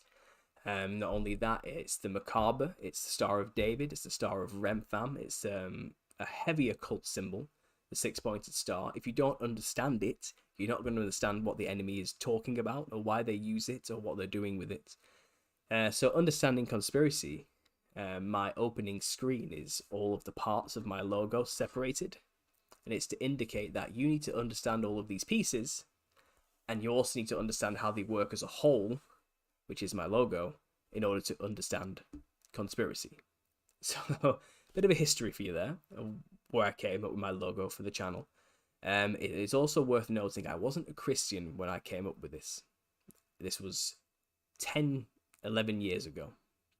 I'm a very different person than I was then. But here is just a bit of insight into where my logo comes from. It was inspired by Symbols of an Alien Sky, one of the first conspiratorial things I was looking into over a decade ago. Yeah, so I thought I'd just bring that to you there. Right, so back to the email. So he sends me a link for that. Earth was a former satellite of Saturn, and vastly different solar system alignment existed. This proto-Saturn, devoid of current rings, was much closer to the Sun. According to the author, a major cataclysm disfigured the previous planetary configuration and unleashed major chaos on a formerly advanced human civilization. So it's not dissimilar, from the Tartarian idea or the 1,000-year reign of Christ theory. I'm not saying I buy the Symbols of an Alien Sky interpretation. I think it's a very space-orientated view of cosmology. It's possible that we live in an enclosed system and there is no such thing as space. So I don't know, but the symbolism was interesting nonetheless. It was fun to speculate. Rudolf Steiner said the Soroth is the sun demon of Revelation. A great evil power, so to speak. Far mightier than Lucifer. That's interesting. Ever heard of the solar plexus clown gliders? The rumor is that the solar plexus clown gliders are interdimensional demons bent on multiverse conquest, and they're described as the solar plexus clown gliders. Right. So, Dead Rabbit Radio talked about that. There's the link to it, but it's another reference to clowns being related to interdimensional beings of some kind who have negative aspirations, let's call it. He gives me information on the Archons, which are the Gnostic view on the world. The Archons are parasitic entities, which are intelligence-driven mad predators. They exist on multiple dimensions, and they basically feed on human negativity. So he sends me some interesting images here. There's sun worship within Catholicism. He says Christianity in quotes, but I think the Catholic worship is the worship of Lucifer, and they consider Lucifer the morning star, the giver of light, the one who stole fire from heaven and gave it to man. So it's hardly surprising the sun is a huge symbol within Catholicism. They claim to be worshipping the Son of God, which is Jesus, but what they're really worshipping is the sun. Very clever. The blue-tailed jester butterfly. What a beautiful animal. Psychedelic. Just another example of how nature has this undercurrent of energy which is psychedelic, which manifests all pattern and form in our realm. Spiders with faces on them. Fascinating. He references a book here called The Fire Clown. Never heard of it, but it says here, he was a mysterious cosmic presence who came out of nowhere with the incredible promise to free a dying planet. So our alien saviors come from space or another dimension to save us from ourselves, and this entity looks like a clown. What are the odds? He goes on here to show some Sumerian, Babylonian symbology about people flying in sun discs. He shows faces and bugs here. It shows a Finnish church, a Masonic church from the looks of it, because it has the all-seeing eye and a pyramid here between two pillars, claiming and pretending to worship Jesus Christ. But really, I think this is them celebrating his torture. I think that's how they interpret it, esoterically. This is the gentleman who shared with me Bes, the Egyptian god, who looks like the Gorgon. So if you look at this image here, of Bes sticking out his tongue with his face here, that's not dissimilar from the Gorgon here. So I think that link, I thank him for sharing that with me. It was a good link to bring into it. But it's just another example of another culture celebrating an entity with its tongue sticking out who has ties to demonology. And this is the Egyptian version, Bes. Anyway, also within the Aztec and Mayan calendar, we have the sun god sticking out his tongue. We can't forget the Shriners. These are the Shriner clowns. Shriners, high-level satanic cult. They have their own cult above this one called the Royal Order of the Jesters, and you have to be a high-level Shriner before you get invited to join the lower levels of the Royal Order of the Jesters. So this cult knows full well who they worship, and it's the Nephilim. The clown collar, I suggested it's the reptilian frill. He's suggesting maybe it represents a portal and the head is coming out of the portal surrounded with sun rays. I agree, it could possibly be that, I'm not denying that. Serpents and the sun here in Egyptian iconography. The gate of the sun here. More insects with their psychedelic patterns and faces. This one here has a really jester-like grin in the top corner. This yellow one. Look at that big wide red grin, very clown-like. I'm not sure what to make of these, but they're interesting nonetheless to look at. The black and white eggs of an insect called the harlequin bug. Interesting, so clowns linked with black and white patterns. This bug is called the harlequin bug, and its eggs just happen to be black and white. It's as though who named this insect knew what they were talking about, but who knows? More insects. Here's some sacrifice to the sun imagery here from ancient Aztec cultures. Here's the sun symbolism being behind the heads of prominent leaders and figures throughout history. Here's the Sumerian sun god receiving tribute, who happens to be a giant here, sat among his subjects. The Sunshine Clowns, a group there. Here's a pin for the Royal Order of the Jesters, which shows this Gorgon-looking entity with its tongue sticking out. That's the symbol with a crown. Looks like jester horns. The phoenix rising out of the ashes is the main symbol of the sun within Freemasonry. It's the birth of a new world order, as they understand it. The death of the old to bring in the new. A quote from the Joker, and here's some tarot imagery which shows the Fool with the feather on its head, who happens to also be Death with the feather on its head, and is the same character here under the Sun with the feather on its head. So the Fool is also synonymous with Death and the Sun in this symbology. Obviously, there's that famous lie that the Christian religion is a parody on the worship of the sun, in which they put a man called Christ in place of the sun and pay him the adoration originally paid to the sun, which is a load of bollocks, if you ask me. It's been proved that that's just not the case over and over and over again, yet there are still people out there who are continuously pushing this narrative. Zeitgeist is one of the main culprits of this. As he says here, I'm not a believer in the theory that Jesus is simply the sun, but maybe the sun cult is trying to make it look like it. Jesus was dangerous to this cult, and I think is right. So many famous sun symbols there in this. I think if you've been researching conspiracy for a while, you'll understand that this is well-known information now. This was documented years ago, and this is basic. This is conspiracy 101, these kind of symbols. But definitely worth revisiting and reminding ourselves of what the enemy use in their own iconography and why they use it. So recently, the Masked Singer, someone called Johnny Rotten, was dressed as a jester. I think it's interesting they went for the black and white fractal pattern within him. And the character Johnny Rotten as well. I think it's is that from the Sex Pistols? I'm sorry if I've offended people there and I'm completely off, but I think that's who he was a singer of. Again, another person who was very clown-like throughout his entire career. Is this really built for Jesus or the sun? Who knows? Most Jesuit churches do look like that. There's a Jesuit church near where I live, actually, in the northwest of England, and they're full of this iconography representing the sun. I've also seen people represent that this is actually representing the anus, and this is shit backwards, S-H-I-T. But I don't know. Maybe that's what it is. Yeah, so loads of fascinating stuff there from Amenhotep V. I thank him for sharing that. In my last Nephilim Look Like Clowns video, I did talk about this image he sent to me, Bess, and the female counterpart, Besset, and many other things. Go check out that video if you haven't already. I talk about a lot of stuff in this one here. And Amenhotep sent me some valuable information which helped with this video a lot. But I think that's all the emails caught up. I'm going to go back into the chat in a second. I think there's just one more email which I need to share with you guys. Looks like Will has sent me another email during this stream. Ooh, interesting. We've got a live one. Let's see what Will said to me here. Hey man. Yeah, so turns out it happens with a lot of these questionable public figures. Not always.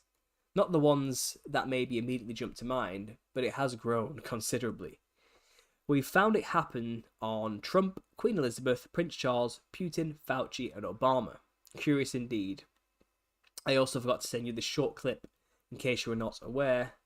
Looks like some glitched out DNA's alright. I won't play the clip, again for copyright reasons, but it looks like he's added some more images to his liquid polarization effects that he sent me at the start of this video. So let's have a look, guys. Let's see what he sent. So, if I scroll straight down to the bottom, I'm guessing I can just quickly load more images and get to the bottom of this and see what else you've added.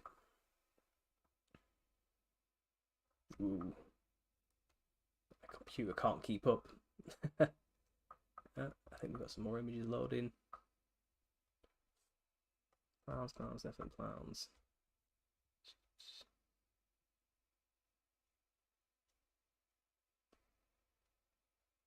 Right, well, if you have added more images, they've not loaded for me. But yeah, interesting. I'll definitely explore that in the next video, but I think we'll call it quits for now, Will. But thanks for sending that. I will look into it for certain.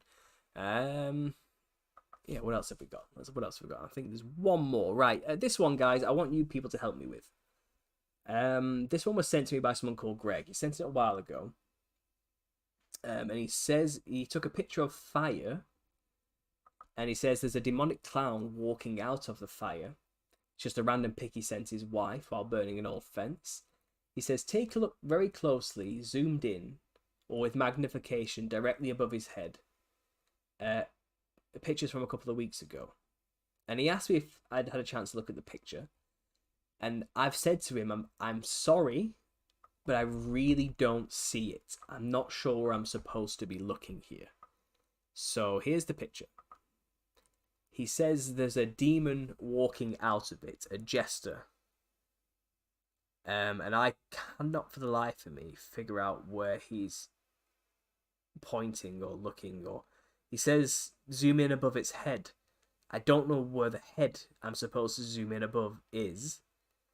My assumptions are that this is supposed to be it here in the middle, and these 4 points at the top of the fire are the jester horns, perhaps, but I don't see a jester walking out of this fire.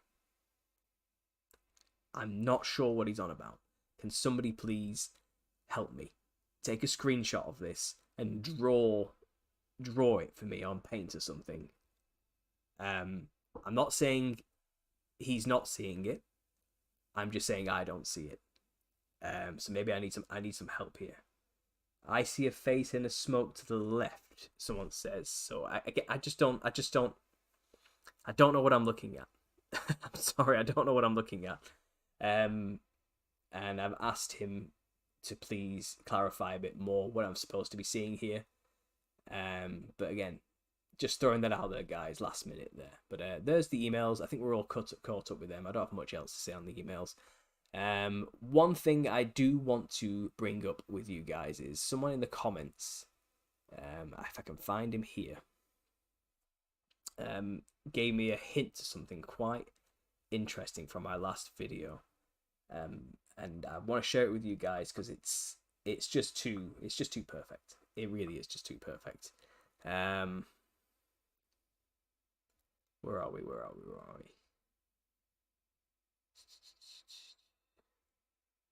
Bear with me a second, guys. I do want to find this person because I do want to just thank him personally for sending this information to me and giving me the ability to talk about it with you guys. I have responded to it, so I know it's one I've responded to. Here we go. So, False Flag Burner explained this to me. He says, exemplary work. If you look up Grace Jones' dance from the horror film Vamp from 1986, you will find many of the themes of this series embodied in that one scene. It's on YouTube, but it is an erotic dance, so be warned if you had kids about. And I said to him, that literally is the embodiment of what I've been describing in a low-budget 80s movie. Thanks for sharing. So here it is, guys. Here is Grace Jones doing an erotic dance in this film. She is supposed to be a stripper, but she's also a vampire. But the people watching don't know that during this point while she's doing this dance. But she basically is dressed all in red at the start of the dance. And as she takes off her clothes, her skin is revealed to be black and white patterned, as we see here.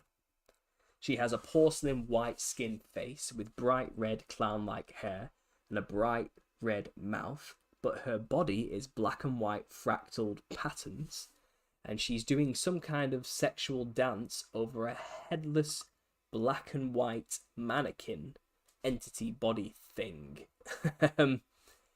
It's as though she's an entity trapped in a fractal matrix, just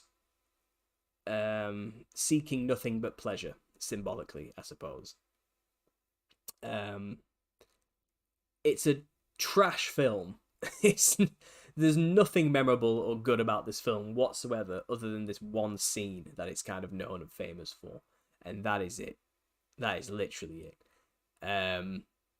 But this scene alone, the way this entity has been created, this is it. This is a Nephilim. This is this is what they probably looked like, you know. And it's in this trashy 80s film about vampires, and like I said, vampires themselves are are Nephilim references, you know. So definitely a fascinating one to bring into this whole research. And I thank False Flag Burner for sharing this with me. I can't play the video for you guys. Go watch it if you want to, but like I said, it's just trash. But if that isn't a embodiment of what I've been describing for 6 years now in some film from the 80s, I do not know what is. But there we go. It looks like whoever made this awful film knows exactly what's going on. They know, and they put it in there. And this whole scene just almost feels out of place. Like, what the hell was that about?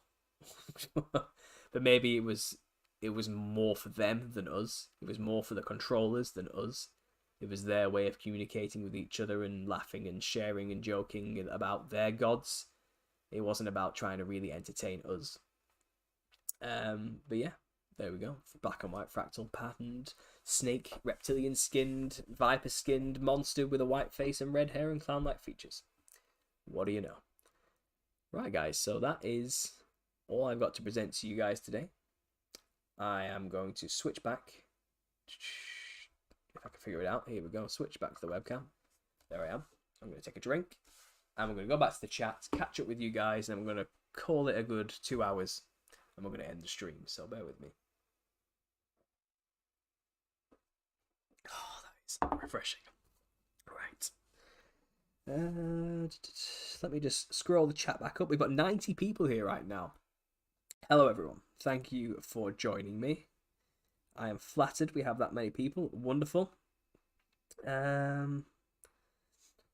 Right, so catching up with the show. Christy, good to see you. Love this show. Thank you, I appreciate it.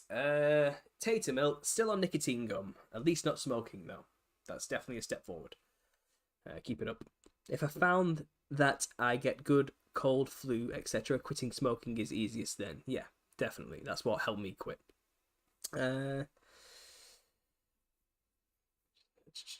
Keep going on. Not really. Just stay focused. Blah, blah, blah. I'm not sure what's going on there.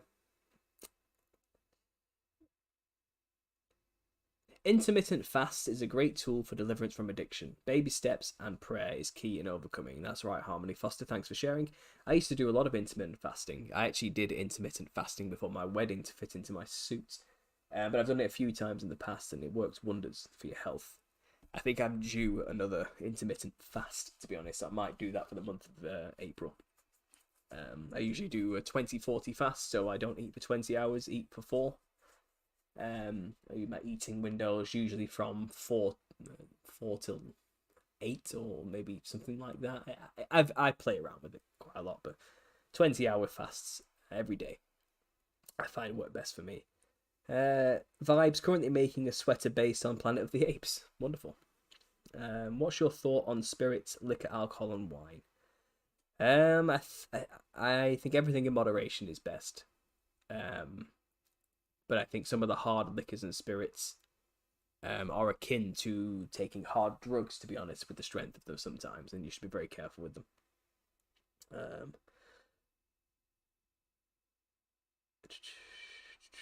What else have we got? Fuzzy Nubbins. My ex was a pervert who quoted the Bible and pretended to be saved, but he enjoys sinning too much. He actually plans on being saved on his deathbed. Well, that's not the way to do it. I will say that now. Lots of downtime. My last one was Pyramids in the Jungle.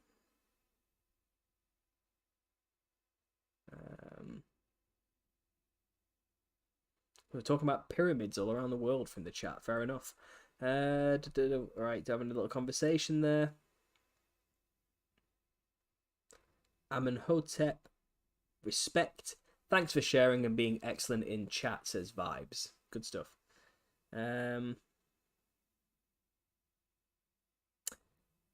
Eponymous Graphics has gone.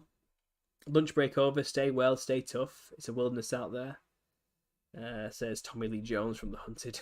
Right, Eponymous, thanks for joining us. I'm flattered you spent your lunch listening to me ramble on. That is wonderful. It's a shame after the fact. The Masked, Little Soldiers, all great movies as kids. What will I have my kids watch? Yeah, I know. It's all tainted when you actually look back on it, isn't it? But yeah, Small Soldiers was a film I watched as a kid as well, and The Mask. But now I see it in this light. It's a different world when you grow up and your eyes open.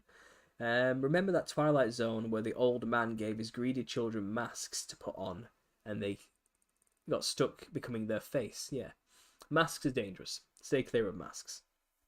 Did you know that graphene, which may actually be the blood of fallen angels, is repelled by garlic, just like vampires? Interesting. Yeah, there's those type of things have a reason. Like the whole there must be a good reason for the silver bullets kind of killing a vampire easily as well. It's probably all scientific when we actually know the truth about these entities. I bet there is, like you said, graphene being repelled by garlic. You know, there's a chemical reason for this, and it's not all just fiction from a what would we call it? You know, cryptid fiction. Is that a good word to describe it? Blake's painting The Great Red Dragon and the Woman Clothed with the Sun. Yep. I have to go, but the chat today has been great. Deep appreciation for all the encouragement and prayers. Keep your armor on, friends. See you soon. Says Not Really Here. Thanks for listening. Thanks for sharing. I appreciate it. Didn't know about graphene, says No Name 666. Yeah, very interesting.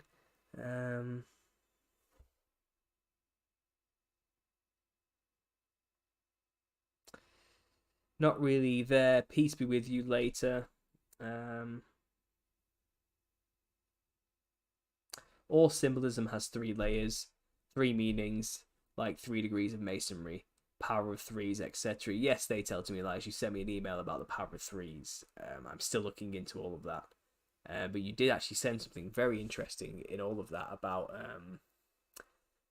something I will very quickly just share with people here, actually.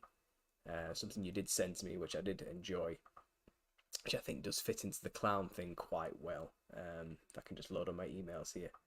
In the meantime, planets are not solid. Look at amateur videos who have great equipment. They are called wandering stars in the Bible. Yeah, that when you zoom in on planets and stars, they act crazy, don't they? They're all over the place, like sparking back and forth and moving around constantly.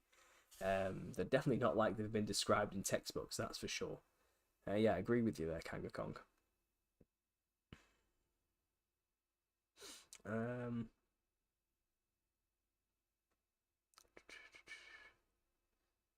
Looks like we've had quite a few deleted messages this chat.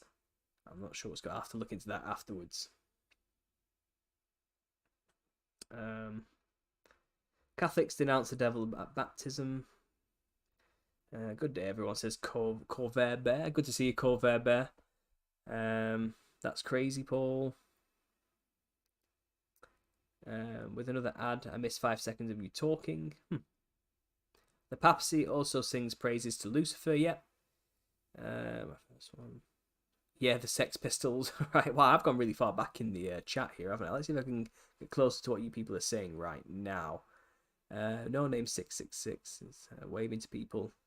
Mary Smith and Truth, amazing show, Paul. Thank you. I appreciate. I try to make these interesting and engaging. Sometimes I do wonder if it's just me rambling on a bit too much, but I'm glad to know you guys are actually listening and it's not all for naught. But let me just try and get this email up that was sent to me by Tell Too Many Lies. It looks like my inbox is filled with new messages from people. I'll save them for the next videos. No Name 666. I've just got your emails through here, so I'll read them after this show and I'll get back to you about them. But thanks for sharing. Let me just find this email quickly. So it was an image shared by one of you guys, and I just found it interesting because it's got another Gorgon clown-like entity on pottery, which I thought was really interesting. But I get so many emails, it all kind of just gets buried. So bear with me a second while I try and hunt this down. I'll quickly just go back to the chat, see what you guys are saying.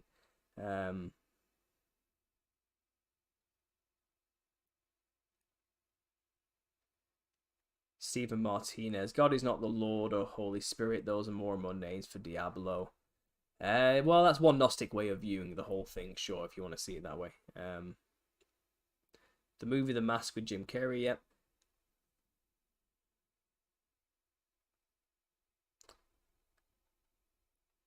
Okay, Stephen Martinez. Have you heard of red mercury? Cast no reflection on, repelled by garlic. Nope. Someone found a unicorn hide complete with horn. Someone found a unicorn hide complete with horn in a cave in Colorado. That's interesting. I'll have to look into that. Everything God does is scientific. We just haven't figured it out yet. That's right. Talk about plumed serpents. Right, I think I've just caught up with the chat, finally.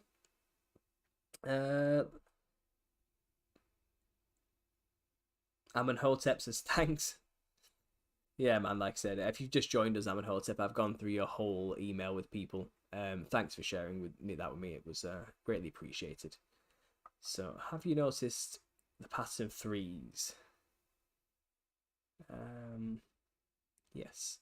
Right, so I'm going to quickly share my screen with you guys because someone sent me a whole abundance of stuff to do with mushroom worship and Aztec worship.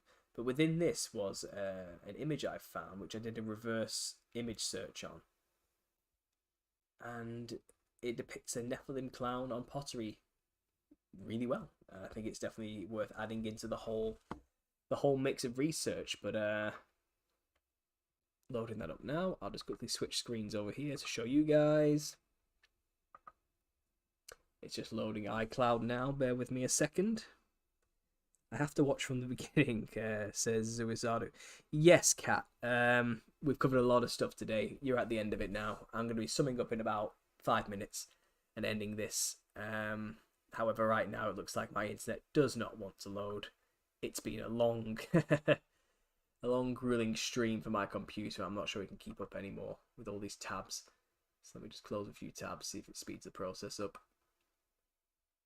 Here it is. So what you're looking at here on my screen is actually the lid of a piece of pottery. And it was a piece of pottery believed to hold cocoa beans in the Mayan culture. And they don't know what it is, but they've interpreted it in descriptions as a monkey. So this is supposed to represent a monkey, they think, with cocoa beans around its neck.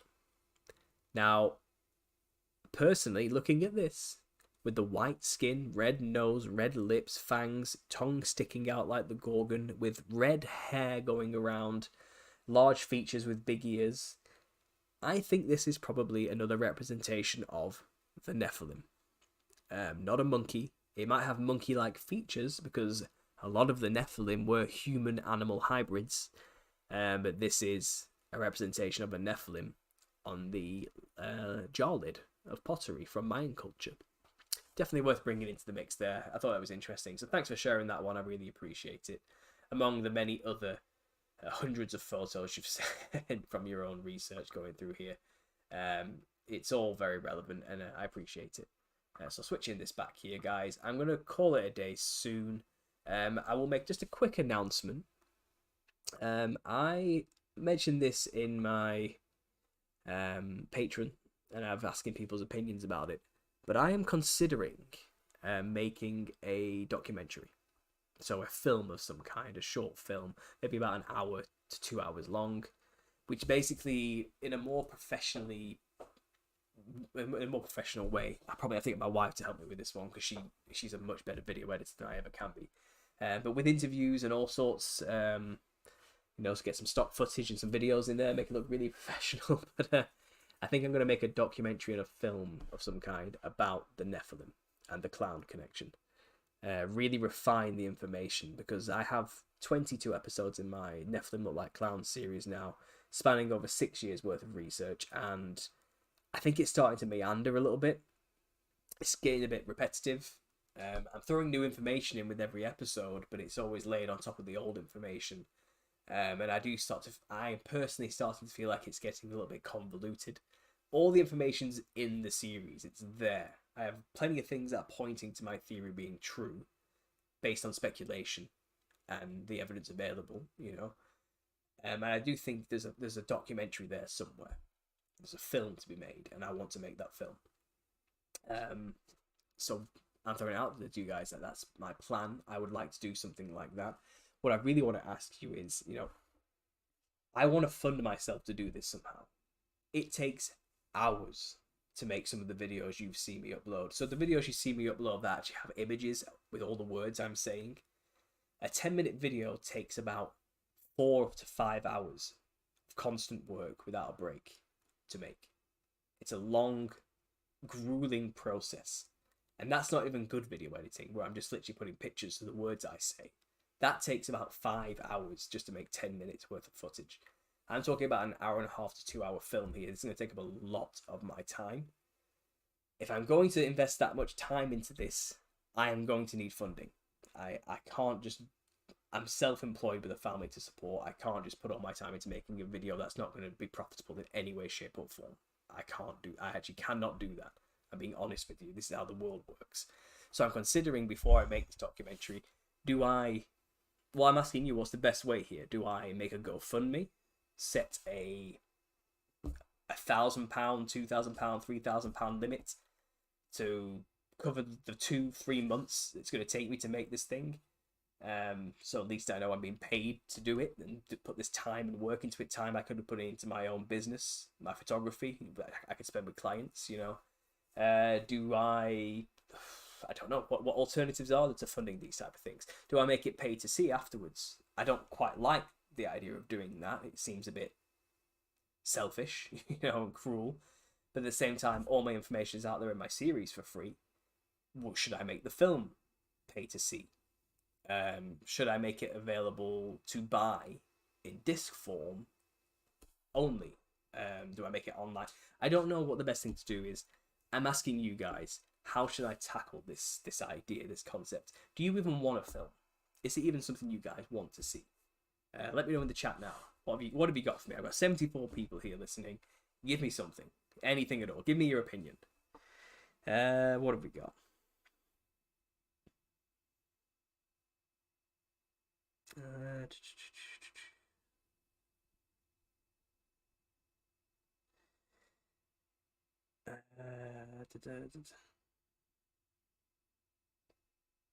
This whole format is amazing. Paul is clearly sincere. He's covered legit stuff, up to date.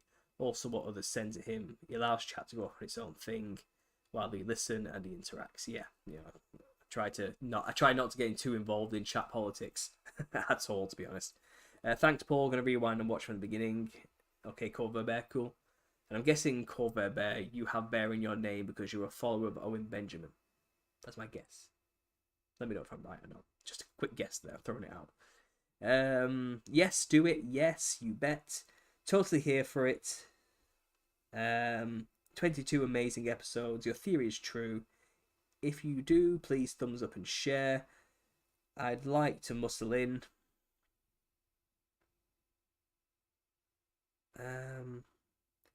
I mean, if Earth is not hell, then wasn't it? We're just talking about heaven on Earth and hell on Earth. I'm sure we can all help you by sharing, Goto, helping you financially. Someone there thinking we are Lucifer's creation. I would say you're wrong, Stephen Martinez, but I'm not going to get into it now. But you're falling into a very common trap. I'm sure you'll find your way out of it soon. A film would be great intro to share with others. Yeah, that's what I mean. I think if I compile it into a entertaining film or documentary, it would definitely bring more people in. Definitely, and get them closer to understanding the idea a bit more. Because the work I have is long right now. It's a lot. Some people love just sitting there and listening for hours. Some people just don't have the time for that, A film would be a great intro. I would love a book. I would buy it and others for friends. Yeah, I'm thinking of I've definitely got a book somewhere here, haven't I? At least I definitely have a book to write. But again, that's time, and time is money. And I'm not saying I'll never do this because no one's going to pay me, but I've got to find avenues to make this profitable. A book is one good way because people have to pay to read books. That's how it works. So maybe I will write a book and then documentary, or documentary then book. I don't know. Free online, sell DVD for money. That's one way of doing it. A film would be awesome. A film to collect it all together. A GoFundMe sounds good. A book is another great idea for longevity of sharing info, yeah. A book definitely has more permanence to it, doesn't it?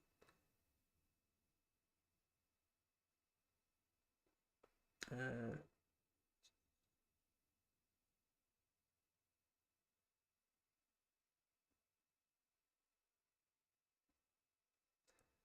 a film would take off.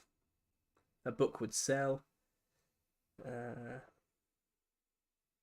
I would probably write under a pseudonym or something if I wrote a book. I don't know. I don't know. It would bring a lot of attention. Or maybe I just do it under Understanding Conspiracy. I just say that's the author of the book is this entity we call Understanding Conspiracy. You know, do I call myself a corporation? Is that what I am? What am I? An educational hub? I don't know what Understanding Conspiracy is as an entity. Maybe I'll have to just put my own name on it. I don't know. We'll see. Yeah, but a book would be fun.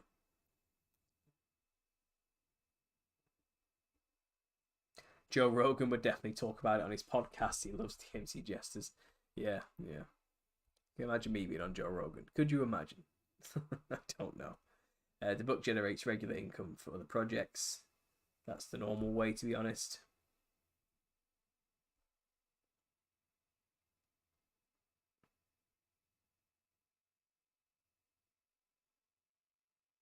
Uh, your episodes can be transcribed. Yeah, well, look, I've got all the information not only on my website, on my YouTube, but in here. Like I just need to get it on paper, and I have in many ways. I've written a lot of my videos are scripted, not a lot. Recently, I've done like 3, and I found writing really enjoyable. I forgot how much I enjoy writing my ideas down, and the outcomes are a lot more eloquent and put together than these rambling videos I do often off the top of my head. That isn't to say I don't enjoy, spieling off the top of my head, but I've definitely found my videos do better when I'm more focused on the point I'm trying to make with the scripts. So, yeah. Pray, Paul, the Father will lead you, brother. Yeah, well, I have been praying, and I'm already kind of being led down this idea of even just talking about this. So we'll see what happens. I would put your name on it, yeah. The Lord will help you decide, brother, and if it's from God, it will be successful. Yeah. I've had a lot of people recently, well, not a lot, a couple of people recently, I don't know, trolling me in the comments, questioning my motives, telling me I'm focusing too much on demons and a good Christian should just talk about God all the time and all this type of thing. And it's kind of like, I do talk about God and Jesus plenty on this channel. But then you watch this one video where I'm talking about the enemy, and it's as though, well, now all you do is talk about the enemy, so you're a bad guy. And I'm like, come on, man. Elevate a bit more, think a bit deeper. I'm not some 2-dimensional cartoon. Like, I'm a human being with thoughts and feelings. But they communicate like I'm not listening. Like, oh, the person who made this video is a so and so. It's like, you mean me? This person right here who just read your comment will get straight to my emails. Yeah, I'm getting a lot of that as well. Yeah, so I'll bring that in there. A book with photos would be so amazing. Yeah, I think a book would be a good idea. Should I just start with the book and then turn that book into a documentary or a film? Is that what I should do? Because at least with the book, then I would get I basically get the script for the documentary already written out, wouldn't I? That's probably the best way to do this. Yeah. Thanks, guys. You're helping me out here. I think that's probably what I'm going to do then. I'm going to write the book first, publish the book, promote it, sell it on the channel. You guys hopefully will support me and buy a copy of the book as well. That way the profits can go straight to me. Maybe I'll make it an ebook. No, I know. I like the idea of paper. I like a paper book. We'll do it proper. And then with the book, now that the idea is copyrighted under my name with the book, I suppose, I can then own the rights to making the film a documentary quite easily. Because there are people out there who I think who have tried and are trying to hijack my idea as their own. And fair enough, I guess it's the truth of culture. No one should own the idea. But, I'm an artist and I take my work personally and seriously. And it's plagiarism's never fun to deal with. Have your own opinions on that, but that's how I feel. Don't do the book first, you won't be able to use all the pictures. Oh, no, there'll be plenty of pictures in the book. I'll do a book with photos. I'll do it all. It'll be a lovely, colourful, fun photographed book full of images explaining my point, And then the film can go even deeper for those people who just don't read. you know. But I think I think the book is a good way to generate income for the projects. That's probably a good way to do it, isn't it? I don't know.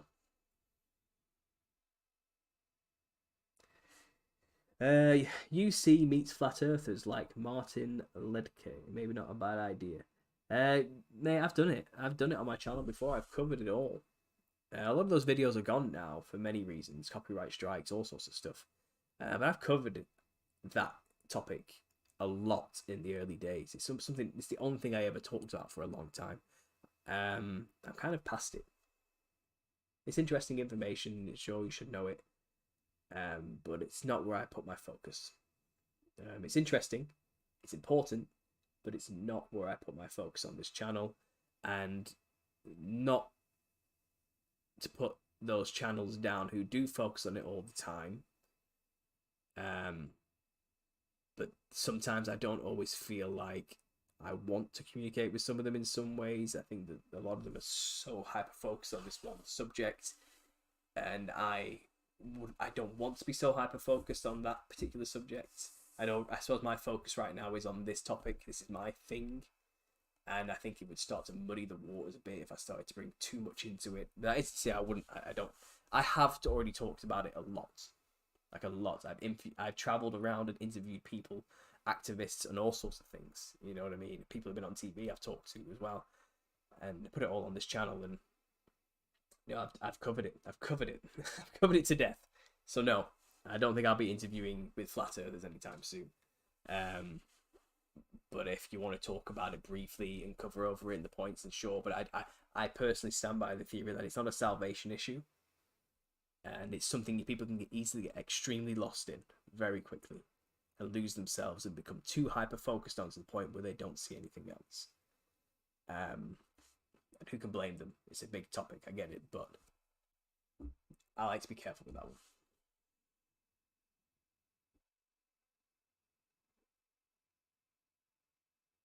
Plenty of non-copyright pictures out there he can use. Paul has a niche. Yeah, exactly. Kanga gets it. Yeah, I could draw a lot of this stuff. I could also produce my own AI artwork, which just shows all these images. It's not hard now to get examples of what I'm talking about just through AI generated images alone. But it's also there's ways to buy rights to images to use in films. You know, there's ways to get access to images and get permissions. It's not impossible.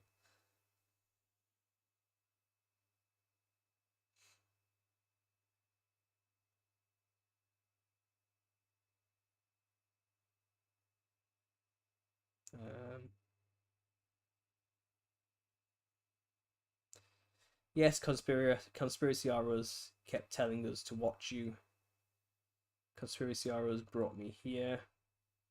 There are plenty of open source images. It's supernatural. People like Paul, you can see on the sides of buses and stuff. You can find free images that exhibit this stuff easy. Where there's a will, there's a way. Will join your Patreon help fund the movie, or will that be separate? Says the drunk wedding photographer. Look, if everyone wants to donate to my Patreon and everyone donated £5 a month who subscribe to me, then that would be all the funding I need. I could survive off that as a living and do whatever I want with this channel for as long as I can and as long as people pay me. Patreon is a great way to support me. I'm transparent with it. I currently have 14 patrons, and that equates to about £74 a month. So that's maybe $83 a month currently is what I get from Patreon. It's hardly a living wage, but it's saved. All that money gets saved. I don't spend any of it because I'm self-employed and I have to pay tax. All the money at the end of the tax year will go towards my total earnings for the year and get taxed. That's how it works. So with the rate I'm going, if I stay at just the patrons I currently have, I will earn about £2,000 from Patreon in a year. And then 20% of that will get taxed. So my total income for the year that I can have will be about 1,400 after national insurance and tax payments from Patreon alone currently. Now, I used to earn £30,000 a year when I was a manager at a supermarket before quitting my job and doing this and being self-employed as a photographer. It's a brand new business, and right now I'm not earning anywhere near to what I used to earn, barely. And I'm hoping YouTube can become a separate revenue stream to top up and help me get close to the £2,000 a month I used to earn after tax to support my family, feed my child, everything, clothes, food, all that stuff, paying rent and everything else, But right now, YouTube earns me with ad revenue and Patreon donations. I average right now a month from YouTube about £180. So that is less than 10% of what I used to earn every month working full time for a supermarket. So no, I don't make a lot of money doing this right now. But if people did all donate to Patreon and help me get close to making £500 a month from just YouTube donations, then that'll be a good chunk, a quarter of my old wage back just from YouTube videos. But I'm nowhere near that, and that's just not the case. I'm hoping, as time goes on and people like what I do and more people join and support me on Patreon, that projection will go up, and I'll have more people support me each month, more money coming in each month, more time than I can spend on this, because right now I earn my majority of my money by being a photographer. That's what I've done. I've started my own company, and even then, business is just started, so I'm in debt. Before it's gonna be a long time before that becomes fully profitable. I'm not saying it's not going well, it's off to a good start, but it's nowhere near where I was. So that's me financially. So yeah, support me on Patreon. I'm not ashamed to say it. I need your help. I do. I just need your help, guys. I'm not denying it. I put a lot of work and time into these videos. I enjoy doing them. I love talking to you guys. I love our community. And if you want to help support me in any way, I will appreciate it greatly. It's not wasted. I try my best to give you guys as much as I can with the time I have. So that's it. That's how Patreon works for me. I don't earn a lot. It says how much I earn on my Patreon. It's open to the public. Support me on there, guys. It's one way of doing it. Maybe the Kickstarter would be a separate fund. I don't know. I'm just kicking the idea around right now, to be honest.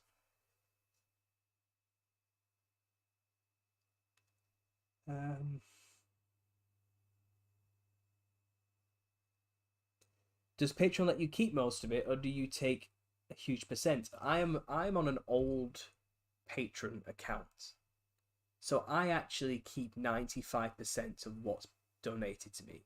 They only take 5%. That's a very low percentage. I am on a very old Patreon package. They don't do 5% anymore.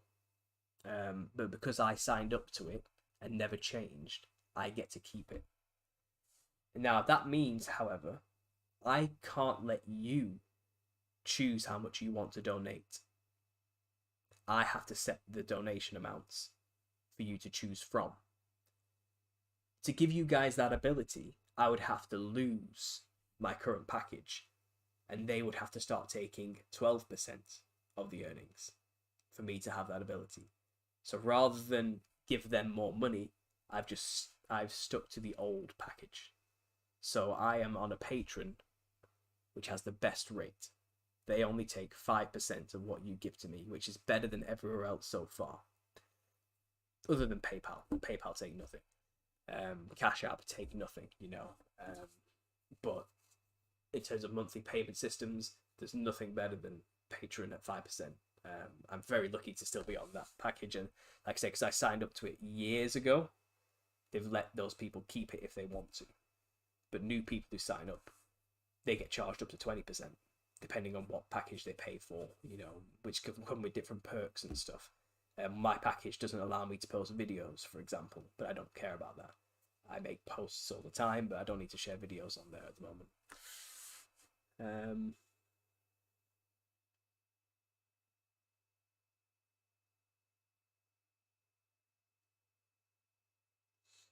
A film and a book, says Barshaw's. YouTube takes 33%. You tell me about it. Yeah, YouTube's terrible. That's why I've not started a YouTube membership. They take a third of everything, and that's too much money to give to YouTube. I'm sorry, I'm not doing that. I am not giving YouTube a third of everything I work for. Absolutely not. If you donate to me through super chats, for example, you donate me $10, they'll take $3.33 of that. I get $7. That's, it's not a lot really. Yeah, so be careful where you send the money if you're going to donate to anybody on YouTube. If they have a Patreon, send it to that instead. If they have a PayPal, send it to that instead. They will get more of the money if you do that than through super chats and things like that and stickers. I make next to nothing from that, so there's no point really.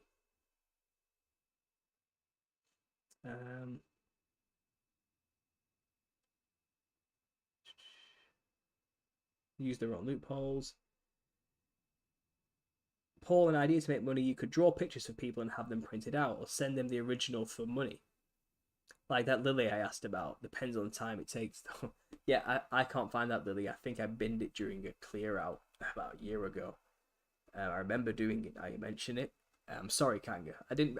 No, it's this thing. I didn't think that was good, so I didn't care about it. But then I realized other people out there find, it's just the curse of being an artist. You never think your work's good enough. But when people then tell you, I want to buy that, of course, I've already chucked it in the bin. So that's my own fault. What can I say? But yeah, something physical would be nice. Even just an AI print in years to come. I'll see it in a box and remember this time. Yeah. Signed by Paul, lad. Yeah. I mean, I do have drawings and things. I've done plenty of drawings in the past, but I don't know. I mean, I don't draw as much as I used to. I need to start going back into that again. Being a new father, it's hard to find time for things like that. Things you used to do in the past. But maybe I will start drawing and painting again soon. Now I've got more time. And yeah, I'll share it with you guys if I do come up with stuff. Definitely. Something physical would be nice.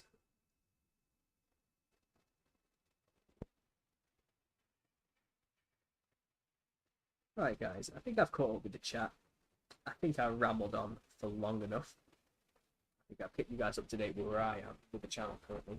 I will be making some more videos soon.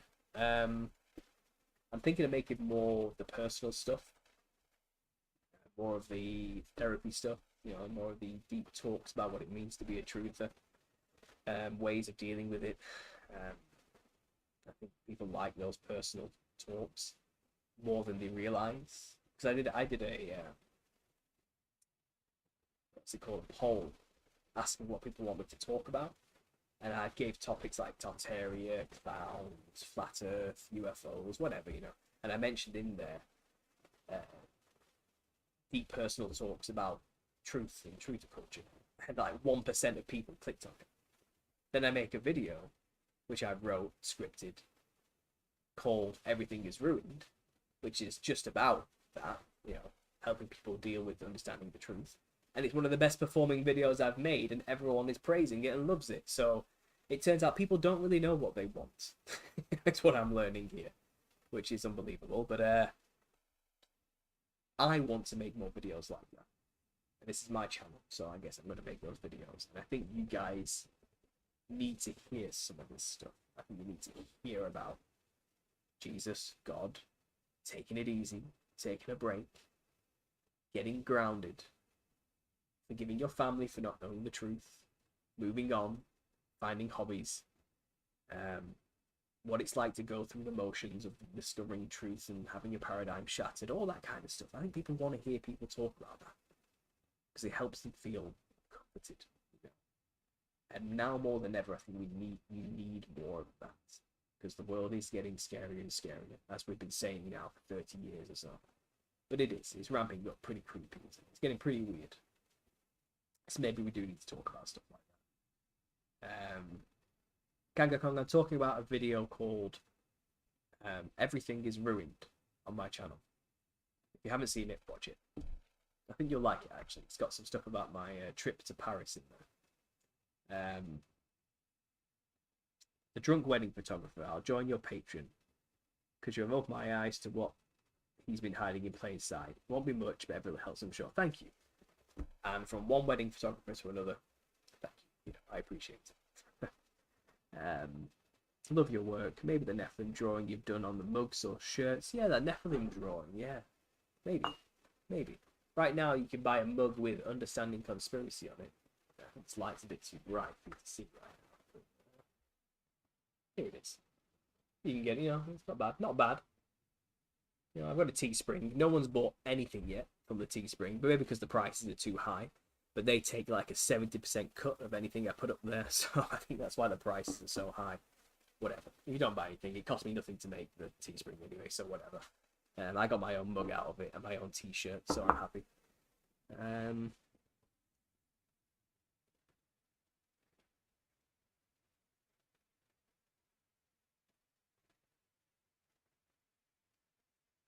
I reformed my channel into that stuff before I went away. I will look at the ruined vid. Thank you, Brother Paul, for sharing your heart and knowledge. God bless you. God is using you and you are fulfilling the gospel. You were named Paul for a reason. I do wonder about stuff like that nowadays. I think the meaning of the word Paul is small and humble. I am quite short for the average man. Humble? I hope so. But obviously, Paul was somebody who saw God, Jesus, on the way to Damascus, and he was a Christian killer, wasn't he? He was a murderer of Christians, and then he had a change of heart and became one of the best Christians, and perhaps the proto-Christian, to base yourself on, and prove that sinners can be saved, And I was just as bad as the rest of them. Wasn't a murderer, but I did some bad things. And here I am now. So maybe there's a lot more to a name than we realise. Who knows? Dang, YouTube failed to give me notifications for some of your videos. Yeah, I've got it. Yeah, well, you have to hit the bell icon on my channel homepage, and I think that will give you notifications for all the videos. I think that's the best way of doing it. I try to post as much as I can in the community tab as well to let people know I'm about to post a video. I do everything I can, and I get a decent response. I think about, I don't know, 20% of my subscribers watch my videos, from what I've gathered from the analytics, which is a good number. It's usually about 10%. So I have a strong follower base from my actual subscribers, which I'm quite proud of. So that's good. It's good. But yeah, it'd be great if all 10,000 actually 11,000 now. It'd be great if all 11,000 subscribers actually watched my videos. That would be wonderful, but that's just not the world we live in, is it?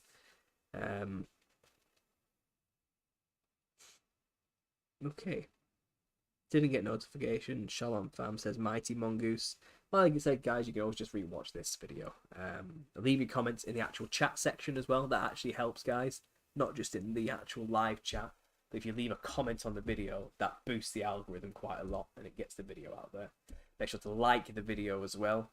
That also helps boost the algorithm and helps the video spread. Other than that, that's all you guys can do other than watch the video. So I'm going to leave it here. Thanks for listening, guys. I really appreciate it. It's been a good one. It's been a long one today. It's probably one of the longest truth therapy sessions I've done. Maybe I needed a bit of therapy myself. Maybe that's what's going on. Again, as I mentioned earlier, donate to me on Patreon if you can. That would be wonderful. You can always just donate money directly through Patreon or Cash App. If you have the money, that'd be wonderful. Other than that, I will be making more videos. I think I'll leave it there, guys. My throat is dry. I need a drink to take a rest. But thanks for listening, guys. It's been good. More videos on the way. I'll do another live show probably in a week's time. At some point, I'll try to announce it a bit earlier next time so you guys know what's happening. But thanks for all the amazing comments in the chat. Thanks again for all the fantastic emails you guys send me, just full of information and love. I love it. And as always, God bless.